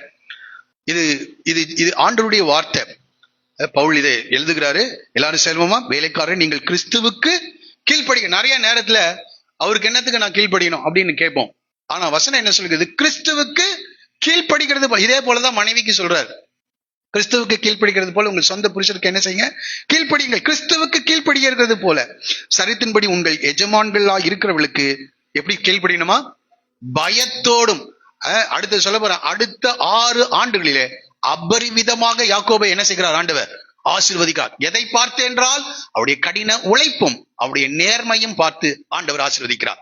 உடைய எஜமான் அல்ல உன்னை ஆசீர்வதிப்பது. நன்றாய், வானத்தையும் பூமியும் படைத்த கர்த்தராலே நீங்கள் ஆசீர்வதிக்கப்பட வேண்டும் என்றால் இந்த வசனத்துக்கு அப்படியே கீழ்ப்படிங்க. இன்றைக்கு சொல்ற, எப்படி கீழ்ப்படியணுமா? பயத்தோடும் நடுக்கத்தோடும். அடுத்தது, கபடற்ற மனதோடு. கபடன்னா என்னது? எந்த வஞ்சனையும் யாக்கோபு கிட்ட, லாபான் கிட்ட இருக்கிற அந்த வஞ்சனை இல்ல. இப்ப யாக்கோபை அந்த இடத்துல வைத்து கபடற்றவனாக கர்த்தர் என்ன செய்கிறார்? மாற்றிக்கொண்டிருக்கிறார். கபடற்ற மனதோடும் கீழ்ப்படிந்து. இப்ப அடுத்தது, மனுஷருக்கு பிரியமாக இருக்க விரும்புவர்களாக பார்வைக்கு ஊழியம் செய்ய. நிறைய பேர் எப்படி இருக்காங்க சொல்றாங்கல்ல, அவரு யாராவது அந்த அதிகாரிகள் வந்தா என்ன செய்வான்? வேலை செய்வான். இல்லன்னா என்ன செய்வான்? கதை பேசிட்டு இருப்பான், போன் பேசிட்டு இருப்பான். பார்வைக்கு ஊழியம். இதெல்லாம் கர்த்தர் பார்த்து கொண்டிருக்கிறார். உன்னை கர்த்தர் ஆசீர்வதிக்கிறது எப்படின்னா, கர்த்தருடைய நேர்மையை பார்த்து, உண்மையை பார்த்து, நீ செயல்படுகிற விதத்தை பார்த்து உன்னை கர்த்தர் ஆசீர்வதிக்கிறார். இங்க படிக்கிறோம், பார்வைக்கு ஊழியம் செய்யாமல் கிறிஸ்துவின் ஊழியக்காரராக. நீ யாருக்கு ஊழியக்காரர்? நீ இங்க இருக்கிற எல்லாரையும் நன்றாய் புரிந்து கொள்ளுங்கள். நீங்கள் கிறிஸ்துவின் ஊழியக்காரர். குடும்பத்திலானாலும் சரி, வேலை செய்கிற இடங்களிலானாலும் சரி, படிக்கின்ற இடங்களிலானாலும் சரி, நீங்கள் கிறிஸ்துவின் ஊழியக்காரராக எப்படி ஊழியம் செய்யணுமா? மனப்பூர்வமாய் தேவனுடைய சித்தத்தின்படி, ஆமா மனப்பூர்வமாய், ஆமா கபடற்ற மனதோடு வேலை எப்படி செய்யணும்? ஆமா மனப்பூர்வம். இந்த விவரம் அப்படிதான் செஞ்சான் யாக்கோபு. ஏமாற்றப்பட்ட பிறகு 7 ஆண்டுகள் கபடற்ற மனதோடு மனப்பூர்வமாக லாபானுக்காக வேலை செய்தான். கர்த்தர் அவருடைய கைகளின் பிரயாசத்தை அடுத்த 6 ஆண்டுகளே மிகப்பெரிய வளர்ச்சியை யாக்கோபு பெற்றான். சரி, இங்கே படிக்கிறோம், சித்தத்தின்படி செய்யுங்கள். பாருங்க, அடிமையானாலும் சுயாதீனம் உள்ளவனானாலும் அவனவன் செய்கிற நன்மையின்படியே எஜமானிடத்தில் அல்ல கர்த்தரிடத்தில் பலனை அடைவான் என்று அறிந்து மனுஷனுக்கென்று ஊழியம் செய்யாமல் கர்த்தருக்கென்றே நல் மனதோடே ஊழியம் செய்ய. நான் புரிந்து கொள்ளுங்க, வேலை செய்கிற ஒவ்வொருவரையும் நான் பார்த்து சொல்கிறேன், நீங்கள் மனுஷருக்கென்று என்ன செய்யாதீங்க, கர்த்தருக்கென்று மனப்பூர்வமாய் செய்யுங்கள். 8 மணிக்கு வர சொல்றாரா ஆண்டவர், அந்த பஞ்சிங் மிஷின்ல அது ஏதாவது சம்பளம் பிடிச்சி அதுக்காக ஓடாதீங்க. நீங்க மனப்பூர்வமா 8 மணிக்கு நீங்க எங்க இருக்கணும்? அங்க இருக்கணும். அதே போல 8 மணிக்கு எங்கேயும் இருக்கணும். பாயிண்ட்டுக்கு வந்துட்டானா? எங்க இருக்கணும்? இதை வைத்துதான் தேவன் ஆசீர்வதிக்கிறார். நான் என்ன சொல்றேன், நான் புரிந்து கொண்டிருக்காரு. நீங்கள் கர்த்தருக்கு பயப்படுகிற பயம் சரியா இருக்கும் என்றால் உங்களுடைய உலக காரியங்கள் எல்லாவற்றிலையும் நீங்கள் மிகச்சரியாக இருப்பீர்கள். இது நீங்க இங்க வரணுன்றதுக்காக நான் இதை சொல்லல. எனக்கு ஆதாயம் ஒன்றும் இல்லை. நீங்கள் வந்தால் நீங்கள் ஆசீர்வதிக்கப்படுவீர்கள், அவ்வளவுதான் நான் சொல்ல முடியும். அங்கே நீங்க போல அந்த டைமிங் போல அவன் என்ன செய்யறான்? 1 மணி நேரம் சம்பளத்தை கட் பண்றான். அரை நாள் சம்பளத்தை என்ன செய்யறான்? கட் பண்றான். பணத்திற்கு அவ்வளவு முக்கியத்துவம் கொடுத்து ஓடுறீங்க. உன்னை உண்டாக்கின தேவனுக்கு முன்பாக நீ கடந்து வருகிறாய். நடைபெறும் என்னை கனம் பண்ணுகிறவளை, இதை யாரும் கனம் பார்த்து அல்ல, நம்முடைய செயல்களை பார்த்து தேவன் நம்மை ஆசீர்வதிக்கிறார். அதற்கு முதல் காரணம் மனப்பூர்வம் இங்க இருக்கணும். இந்த மனப்பூர்வம் இருந்தால் நாம கர்த்தருக்கு அடுத்த காரியங்களும் மனிதர்களுக்கு அடுத்த காரியங்களும் மிக சரியாக நாம் இருப்போம். அதை பார்த்து தேவன் நம்மை ஆசீர்வதிப்பார். இங்கே நாம் படிக்கிறோம், மனுஷருக்கென்று ஊழியம் செய்யாமல் கர்த்தருக்கென்றே நல் மனதோட. சரி, இப்போ அந்த ஆளு ரொம்ப மோசங்க, எங்க லாபான் மாதிரியே தான் யார் இருக்கா? எங்க எஜமான் என்ன செய்யறாரு? எங்க முதலாளி இருக்காரு. அப்படிதான் இருப்பாங்க. லாபான்கள் தான் கிட்டதான் உங்களை கொண்டு போய் வைப்பார். அப்பதான் நீ என்ன செய்ய முடியும்? வளர முடியும். நான் அடிக்கடி சொல்ல, ஒரு ஊழியக்காரர்கிட்ட சொன்னேன். அவர் சொன்னாரு, நல்ல ஊழியக்காரங்க கிட்ட மோசமான நபர்களை கொடுத்து அசிஸ்டண்டா கொடுத்து பிரச்சனை பண்றாரு ஆண்டவர். அதே போல மோசமான ஊழியர்கள் கிட்ட நல்ல ஊழியர்களை கொடுத்து ஆண்டவர் வச்சிருக்காருன்னு ஒருத்தர் சொன்னார். நான் சொன்னேன், அதுதான் தேவ திட்டம். அதுதான் ஒரு சவுல் கிட்டதான் தாவீது உருவாக முடியும். ஒரு லாபான் கிட்டதான் யார் உருவாக முடியும்? ஒரு யாக்கோபு உருவாக முடியும். ஆகவே உன்னை உருவாக்க வேண்டும் என்றால் தேவன் ஒரு நல்ல ஆள்கிட்ட எல்லாம் கொடுக்க மாட்டாரு. உன்னை ஏமாற்றுகிற, உன்னை வஞ்சி, அவன் என்ன செய்வான்? நேரத்தோட வேலைக்கு வரணும்னுவான், லேட்டா வேலைக்கு போகணும். வேலையை விட்டு எப்ப போனோம்? கடைசியா நீ போகணும்னு சொல்லுவான். ஆமா, அதான் சொல்ல. ஏன்னா அவனுக்கு உன்னால என்ன வேணும்? ஆதாயம் வேணும். அது அப்படிதான் செய்வான். நீ மனப்பூர்வமா இரு, நீ மனப்பூர்வமாய் செய், கபடற்ற மனதோடு கூட இரு. உன்னை ஆசீர்வதிக்கிறவர் யாரு? தேவன். உன்னுடைய செயல்களை பார்த்து தேவன் உன்னை ஆசீர்வதிக்கிறார். ஏனென்றால் இங்க சொல்ற, நீங்கள் மனுஷனுக்கென்று ஊழியம் செய்யாமல் கர்த்தருக்கென்று என்ன செய்யுங்க? மனப்பூர்வமாக ஊழியம் செய்யுங்கள். அப்போ என்ன நடக்கும்னா, அவனவன் செய்த நன்மையின்படியே கர்த்தரிடத்தில் பலனை அடைவான். கர்த்தரிடத்துல பலன். சரி, இருக்கட்டும், இங்கே நேரம் ஆகுது. சரி, எஜமான்களை குறித்து சொல்லிடுறேன். அப்படி யாராவது எஜமான்கள் இருந்தா அதுங்களுக்கு வசனம், எஜமான்களே அப்படியே நீங்களும் வேலைக்காரருக்கு செய்ய வேண்டியவைகளை செய்து அவர்களுக்கும் உங்களுக்கும் எஜமானவர் பரலோகத்தில் இருக்கிறார் என்றும் அவரிடத்தில் பட்சபாதம் இல்லை என்றும் அறிந்து கடும் சொல்லை என்ன செய்யுங்க? விட்டு விடுங்கள். பாருங்க, லாபான் கடும் சொல்ல பேசுகிறவனா இருந்தான். கடைசியில அடுத்த 6 ஆண்டுகள்ல நிலைமையை தலைகீழாக தேவன் மாற்றுகிறார். சரி, இருக்கட்டும். பாருங்க, இப்போ இந்த இடத்துல நேரம் ஆகுறபடினால அடுத்த 6 ஆண்டுகள் நான் எப்பொழுது அவன் சொல்றேன் பாருங்க. நான் வரும் முன்னே உமக்கு இருந்து 30வது வசனம் வாசிக்கிறேன். இருந்தது கொஞ்சம், நான் வந்த பின்பு கர்த்தர் உம்மை. இப்ப பாருங்க, அவனுடைய ஆசீர்வாதம் பெருக்கத்துக்கு என்னுடைய கடின உழைப்பு அப்படின்னு நான் சொல்லல. யாரு? யாக்கோபு சொல்ல. என்னுடைய கடின உழைப்பினால நான் ரொம்ப கேர் எடுத்து இந்த மந்தையை பார்த்ததுனால வந்ததுன்னு சொல்லல. உழைப்பு கொடுத்தான். ஆனா என்ன சொல்றான்? கர்த்தர் உம்மை ஆசீர்வதித்தனால் அது மிகவும் என்ன செய்திருக்கிறது? பெருகி. கர்த்தர். அப்போ உன்னுடைய எஜமான் உன் நிமித்த என்ன செய்யணும்? உன்னுடைய கடின உழைப்பினால் உன் எஜமான் ஆசீர்வதிக்கப்பட வேண்டும். இப்ப சொல்றாரு, இனி நான் என் குடும்பத்துக்கு சம்பாத்தியம் பண்ணுவது எப்போது? இங்க ரொம்ப இது மிக முக்கியமான ஒரு குறிப்பு. இனி என் குடும்பத்துக்கு சம்பாதிப்பது. ஏன்னா எவ்வளவு பிள்ளைகள் இருக்குது? 11 பிள்ளைகள் இருக்கிறது, ஒரு மகள் வேற இருக்கிறா. 11 பிள்ளைகள், 11 பெண் பிள்ளைகள் இருந்தா கூட வருமானம் கிடைச்சிருக்கும் இவனுக்கு. ஆனா எவ்வளவு பேர் இருக்காங்க? 11. இவ சொல்றான், என் குடும்பத்துக்கு சம்பாதிப்பது எப்பொழுது. இங்க இந்த வார்த்தையை எடுத்துக்கொள்ளுங்க. உங்க குடும்பத்துக்கு, உங்கள் வாழ்க்கைக்கு நீங்கள் என்ன செஞ்சாகணும்? சம்பாதிக்க வேண்டும். இதெல்லாம் ஒவ்வொரு காரியம் வாங்க. முதல் 7 வருடங்கள் என்ன செய்யறான்?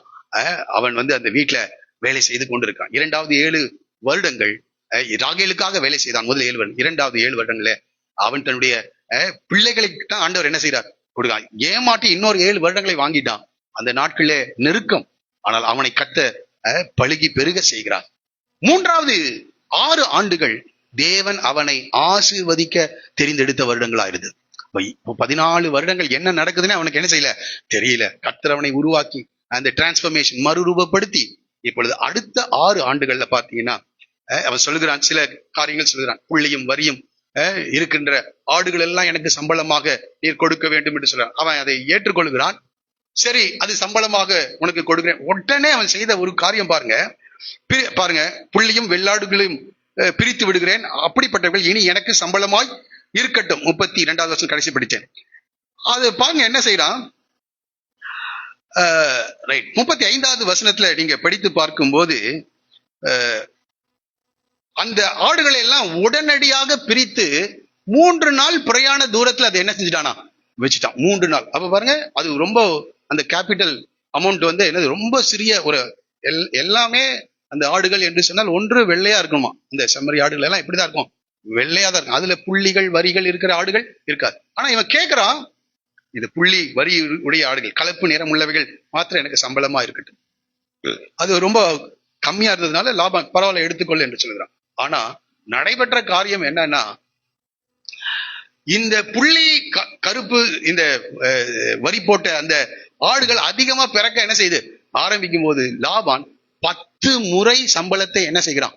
மாற்று 10 முறை. அங்கே ஒரு காரியத்தை அங்கே செய்கிறதாக இங்க நம்ம படிக்கிறோம். நேரமாகிறபடினால இந்த காரியத்தை சொல்றேன். அங்கே 3 விதமான மரங்களை எடுக்கின்றான். பாருங்க எத்தனாவது வசனம் பாருங்க, 37வது வசனம். பின்பு யாக்கோபு பச்சையா இருக்கிற புன்னை, வாதுமை, அர்மோன் என்னும் மரங்களின் கொப்புகளை வெட்டி, 3 மரங்கள், வேற எதையும் மரத்துல அதை மென்ஷன் பண்றார் மோசே. வெட்டி இடையிடையே வெண்மை தோன்றும்படி பட்டையை உரித்து தான் உரித்த கொப்புகளை ஆடுகள் தண்ணீர் குடிக்க வரும் கால்வாயிலும் தொட்டியிலும் ஆடுகளுக்கு எதிராக போட்டு வைப்பான். ஆடுகள் தண்ணீர் குடிக்க வரும்போது பொழிவதுண்டு. இதை பார்த்துட்டே பொழியுமா? ஆடுகள் அந்த கொப்புகளுக்கு முன்பாக பொழிந்தபடினால் அவைகள் கலப்பு நிறம் உள்ளதும் புள்ளி உள்ளதும் வரி உள்ளதுமான குட்டிகளை போட்டது. இது எப்படி இதை கண்டுபிடித்தான்னு எனக்கு தெரியல. ஒருவேளை ஆபிரகாம் ஈசாக்கெல்லாம் மெய்ப்பர்களா இருந்தபடினாலே அவர்கள் கிட்ட இருந்து இந்த சீக்கிரட்டை பெற்றானா, அல்லது ஆண்டவரே இவனுக்கு வெளிப்படுத்த. ஏனென்றால் நான் சொப்பனம் காணும் போது சொல்கிறார் பாருங்க, 31:10 ஆடுகள் பொழியும் காலத்தில் நான் கண்ட சொப்பனத்தில் என் கண்களை ஏறெடுத்து பார்க்கும் போது ஆடுகளோட பொழியும் கடாக்கள் கலப்பு நிறமும் புள்ளியும் வரியும் உள்ளவைகளாய் இருக்க கண்டேன். இப்போ இது எப்படின்னு தெரியல, கர்த்தர் சொல்லி கொடுத்தாரா இல்ல அனுபவத்தின் மூலமாக அதை செய்தானா, அல்லது இவன் தேவனை விசுவாசித்து இப்படிப்பட்ட காரியங்களை இவன் அறிந்த வகையில செய்யும் போது தேவன் அதை ஆசீர்வதித்தாரா, அது எனக்கு தெரியல. மேல போய் நம்ம கேட்போம். ஆனால் தேவன் அவனை என்ன செய்கிறார்? ஆசீர்வதிக்கிறார். பாருங்க 43வது வசனத்துல, இவ்விதமாய் அந்த புருஷன் மிகவும் விருத்தி அடைந்து, எப்படி விருத்தி அடைந்தா மிகவும் விருத்தி அடைந்து, சாதாரண காரியம் இல்ல. அடுத்த வாரத்துல நம்ம படிக்க போறோம். இந்த ஏசாவுக்கு அவன் கொடுத்து அனுப்பின வெகுமதி மாத்திரம் நான் கால்குலேட் பண்ணி பார்த்தேன். 2 கோடிக்கும் அதிகமான மதிப்புள்ள ஆடு மாடுகளை நன்கொடையாக என்ன செய்கிறான்? எத்தனை கொடுக்கிறான்? 2 கோடிக்கும் அதிகமான நன்கொடைகளை கொடுக்கிறான். இந்த புருஷன் மிகவும் விருத்தி அடைந்து திரளான ஆடுகளும் ஒட்டகங்களும் வேலைக்காரிகளும் ஒட்டகங்களும் கழுதைகளையும் உடையவனாக மாறினான் என்று படிக்கிறோம். அவ எல்லாத்தையும் கர்த்தர் என்ன, எத்தனை ஆண்டுகள்? அடுத்த 6 ஆண்டுகள். அடுத்த 6 ஆண்டுகள். இப்ப பாருங்க, ஆண்டவர் இவனை கூட்டிட்டு வந்தாரா? வரும்போது நான் உன்னோடு கூட இருப்பேன், உன்னை திரளான ஜனக்கூட்டமாய் பழகி பெருக செய்வேன், அடுத்தது நான் உன்னை ஆசீர்வதிப்பேன்னு சொன்னாரா? அது எப்பதான் நடக்குது? கடைசி 6 ஆண்டுகளே நடக்குது. நம்ம எப்ப நினைக்கணும்னா, முதல் 7 ஆண்டுகளே நமக்கு என்ன செய்யணும்னு நினைக்கிறோம்? ஆசீர்வாதம் வரணும்னு நினைப்போம். ஆனா ஆண்டவர் முதல் 7 ஆண்டுகள் ராகேலுக்காக அடிமையாக இருக்கான். 2வது 7 ஆண்டு ஏமாற்றப்பட்டு அவன் திரும்பவும் இன்னொரு 7 ஆண்டுகள் அங்கே அந்த பாடுகளை அனுபவிக்க வேண்டியதா இருந்தது. ஆனால் அந்த நேரத்துல அவனுக்கு பிள்ளைகள் பிறகுறாங்க. 11 ஆண் பிள்ளைகளும் 1 பெண் பிள்ளை. அந்த அந்த இடத்துல கர்த்தர் அந்த பிளெஸிங்ஸ் ஆசீர்வாதத்தை கொடுக்கிறாரு. அடுத்த 6 ஆண்டுகளிலே மிகப்படி அதை எதிர்பாராத ஆசீர்வாதத்தை கர்த்தர் என்ன செய்யறார். அதனாலதான் அவர் உங்களை ஏற்ற காலத்தில் உயர்த்தும்படி அவருடைய பலத்த கரத்தில் என்ன செய்யுங்க, அடங்கிருங்கள். ஆமா, கர்த்தருக்கு பொறுமையோடு காத்திருப்பீர்கள் தான் நிச்சயமாக தேவன் உன்னை ஆசீர்வதிப்பார். ஆனா அதுக்காக முன்னாடியே செயல்படுவோம் என்றால் அங்கே தேவனுடைய ஆசீர்வாதத்தை நம்ம பெற்றுக்கொள்ள முடியாது. பாருங்க, முதல் 3 வருஷம் 31 பின்பு லாபானுடைய குமாரர் எங்கள் தகப்பனுக்கு உண்டானவர்கள் யாவையும் யாக்கோபு என்ன செய்தான். ஏன்னா அடுத்த 6 ஆண்டுகள்ல இந்த லாபானுடைய ஆடுகள் எல்லாம் பலவீனமா போயிருச்சு. ஏன்னா இவன் ஒரு ஐடியா பண்ணிட்டான், பலவீனமா போயிருச்சு. அது தவறல்ல, அது தவறல்ல. ஏன்னா கர்த்தர் இவனுக்கு அது வெளிப்படுத்தி இருக்கணும், அல்லது காரியங்கள் நடந்திருக்கு. அந்த அதை கர்த்தர் அந்த முயற்சியை ஆசீர்வதித்து இருக்கிறார். இப்ப பாருங்க, எங்கள் தகப்பனுடைய ஆடுகள் யாவையும் என்ன செய்தான் யாக்கோபு யாவையும் எடுத்து கொண்டான். மென்ஷன் பண்ணுங்க, அந்த அண்டர்லைன் பண்ண, யாவையும் என்ன செய்தான். அப்போ 6 ஆண்டுகளில லாபானை காட்டிலும் யாக்கோபு என்ன செய்யறான், ஐஸ்வர்யவானாய் மாறுகிறான். என்றும் என் தகப்பனுடைய பொருளினாலே இந்த செல்வத்தை எல்லாம் அடைந்தான் என்றும் சொன்ன வார்த்தைகளை யாக்கோபு கேட்டான். ஆனா நன்றாய் புரிந்து கொள்ளுங்க, இதெல்லாம் அடைந்தான் என்று சொல்லுவாங்க, ஆனா அவனுடைய கடின உழைப்பு மறக்கப்படுகிறது. அங்கே தேவன் அவனோடு கூட இருக்கிறதை அவர்கள் மறந்தார்கள். இதுதான் பொறாமையினால வருது. பொறாமை வரும்போது ஜட்ஜ்மெண்ட் எப்படி இருக்கும்னா பார்ஷியலா இருக்கும், பகுதியாக தான் இருக்கும். ஒரு பகுதியை மட்டும் சொல்றாங்க, இதெல்லாம் யார்கிட்ட இருந்து வந்து, எங்க அப்பா கிட்ட இருந்து வந்தது அப்படின்னு சொல்றான். அது உண்மைதான், அப்பா கிட்ட இருந்து தான் வந்தது, அந்த கேபிட்டல் ஆடுகள் அவங்க கிட்ட இருந்து தான் வந்தது. ஆனால் தேவன் இவனை ஆசீர்வதித்தார். தேவனுக்கு உண்மை உள்ளவனா இருந்தான், அதிகமாக பிரயாசப்பட்டான். அதை எல்லாரும் என்ன செஞ்சிருவாங்க, மறந்து விடுவாள். அதுதான் உலகம். மனுஷரை குறித்து என்ன செய்யுங்க, எச்சரிக்கையாயிருங்கள். அடுத்தது 2வது வசனம், லாபானின் முகத்தை யாக்கோபு பார்த்தபோது அது நேற்று முந்தைய நாள் இருந்தது போல இராமல் அது என்ன செய்தது, வேறுபடு. இப்ப பாருங்க, குடும்பத்துல என்ன நடக்குது, பிரச்சனை நடக்கும்போது ஆட்டோமேட்டிக்கா யாக்கோபு எங்க வர்றார், கர்த்தரிடத்துல வருகிறார். 3வது வசனம் சொல்றது, கர்த்தர் யாக்கோபை நோக்கி உன் பிதாக்குடைய தேசத்திற்கு உன் இனத்தாடத்துக்கும் நீ திரும்பி போ, நான் உன்னோட கூட இரு. பாருங்க, 20 வருடம் மிகச்சரியாக அவன் லூஸ் என்ற பெத்தேலுக்கு வரும்போது கர்த்தர் அவனோடு கூட பேச, நான் உன்னோடு கூட வருவேன் சொன்னாரா. இவ வந்தாரு. 20 ஆண்டுகள், முதல் 7 ஆண்டுகள்ல தேவன் என்ற வார்த்தை அங்க என்ன செய்யல, வரல. ஆனால் 2வது 7 ஆண்டுகள்ல யார் நெருக்கப்பட்டாலும் அவர்கள் தேவனை நோக்கி கூப்பிட்டார்கள். 3வது 7 ஆண்டுகள்ல, 3வது 6 ஆண்டுகள்ல யாக்கோபோடு கூட கர்த்தர் இருந்து அவனை ஆசீர்வதிக்கிறார். இப்ப பாருங்க, அந்த நெருக்கத்துல எங்க ஓடி வரான், கர்த்தரிடத்துல ஓடி, ஆண்டவரே நீர் சொன்னீரே இப்படி இவருடைய முகங்கள் எல்லாம் மாறுது, இவருடைய வார்த்தைகள் எல்லாம் மாறுது, நான் என்ன செய்ய வேண்டும் என்று கேட்கும் போது ஆண்டவர் சொல்ற, கர்த்தர் யாக்கோபை நோக்கி உன் பிதாக்குடைய தேசத்துக்கும் உன் இனத்தாடத்துக்கும் திரும்பி போ, நான் உன்னோட கூட இருப்பேன். பாருங்க, ஆண்டவர் அந்த வார்த்தை திரும்ப, நான் உன்னோட கூட இருப்பேன். இதோடு என்னுடைய செய்தி இன்றைக்கு நான் நிறைவு செய்ய, 20 ஆண்டுகள் கர்த்தர் ஒரு மனிதனை எப்படி நடத்தினார் என்று படிக்கிறோம். கர்த்தரோடு கூட வருவார். சில பிரச்சனைகள் நமக்குள்ள இருந்தாலும் நம்மை சீர்படுத்துகிற தேவன், நம்மை நேசிக்கிற தேவனாய் இருக்கிறார். அவர் நம்மை சீர்படுத்தி சரிப்படுத்தி, ஆபிரகாமுக்கு ஈக்குவலா யாக்கோபு பல பிரச்சனைகள் உடையவனா இருந்தார். ஆபிரகாம், ஈசாக்கு, யாக்கோபு என்ற தேவன் என்று அழைக்கப்படுவதற்கு ஏதுவாக தேவன் அவனை உருவாக்குகிறார். தேவன் ரொம்ப பொறுமையை கையாளுகிறார். நம்மளா இருந்தா என்ன செய்வோம், அன்னைக்கே அதெல்லாம் நடக்கணும்னு நினைப்போம். ஆனால் தேவன் ரொம்ப மிக பொறுமையா 20 ஆண்டுகள் அவனோடு கூட இருந்து அவனை வழிநடத்தி, இந்த கால வேளை கர்த்தர் நம்மோடு கூட இடைப்படுவாராக. பொறுமையா இருங்க. சில லாபான்கள் கிட்ட கர்த்தர் உங்களை வைக்கலாம். சில நேரங்களில் லேயாள்களைப் போல நீங்கள் அற்பமாய் நீங்கள் நடத்தப்படலாம். ஆனா அந்த நேரங்களில் எல்லாம் கர்த்தரை நோக்கி கூப்பிடுவீர்கள் என்றால், சில நேரங்களில் ஆண்டவர் அமைதியாக, இந்த 20 வருடங்கள் நேரடியாக ஆண்டவர் யாக்கோபோடு கூட பேசல. நான் அடிக்கடி யோசிக்கிறது போல, தேவன் மிருக ஜீவன்களோடு கூட நோவா பேழையில் உட்கார வச்சாரு, கூட்டிட்டாரு. ஆனா மழை நின்னுருச்சு, எல்லாம் நின்னுருச்சு.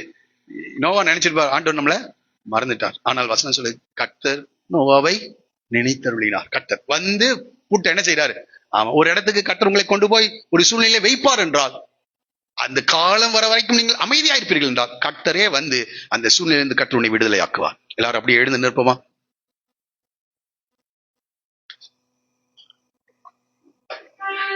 தேவன் மனிதர்களை உருவாக்குகிறார். எதற்காக என்றால், உருவாக்கப்பட்ட மனிதர்கள் மூலமாய் அநேகர் ஆசீர்வாதத்தை பெற்றுக் கொள்ளும்படியாக, அநேகர் தேவனை அறிந்து கொள்ளும்படியாக, கோணலும் மாறுபாடுமான இந்த சந்ததியின் நடுவிலே ஜீவ வசனத்தை பிடித்துக் கொண்டு நீங்களும் நானும் தேவனுக்கு முன்பாக சுடர்களை போல பிரகாசிக்க வேண்டும். அதற்காகவே தேவன் நம்மோடு கூட கர்த்தர் தம்முடைய வார்த்தைகளை நமக்கு கொடுக்கின்றவராக இருக்கின்றார். Price the Lord. எல்லாரும் ஒரு நிமிஷம் ஆண்டவரை நோக்கி நீங்க ஜெபம் பண்ணுங்க. ஆண்டவரே, யாக்கோபை போலதான் நான் இருக்கேன், அநேக தவறுகளை நான் பண்ணிட்டு இருக்கேன், ஆனா ஆண்டவரே எனக்கு இரங்கும் என்று கேளுங்கள். நிச்சயமாக கர்த்தருடைய வாழ்க்கையிலே உனக்கு இரக்கத்தை கட்டளையிட அவர் உண்மை உள்ளவராக இருக்கிறார். Price the Lord. கர்த்தருடைய வாழ்க்கையில் இறங்குகிற தேவனா இருக்கிறார். கர்த்தருடைய வாழ்க்கையில் இரக்கம் செய்கிற தேவனாக அவர் காணப்படுகிறார். Praise the Lord. ஹல்லேலூயா. ஆண்டவரே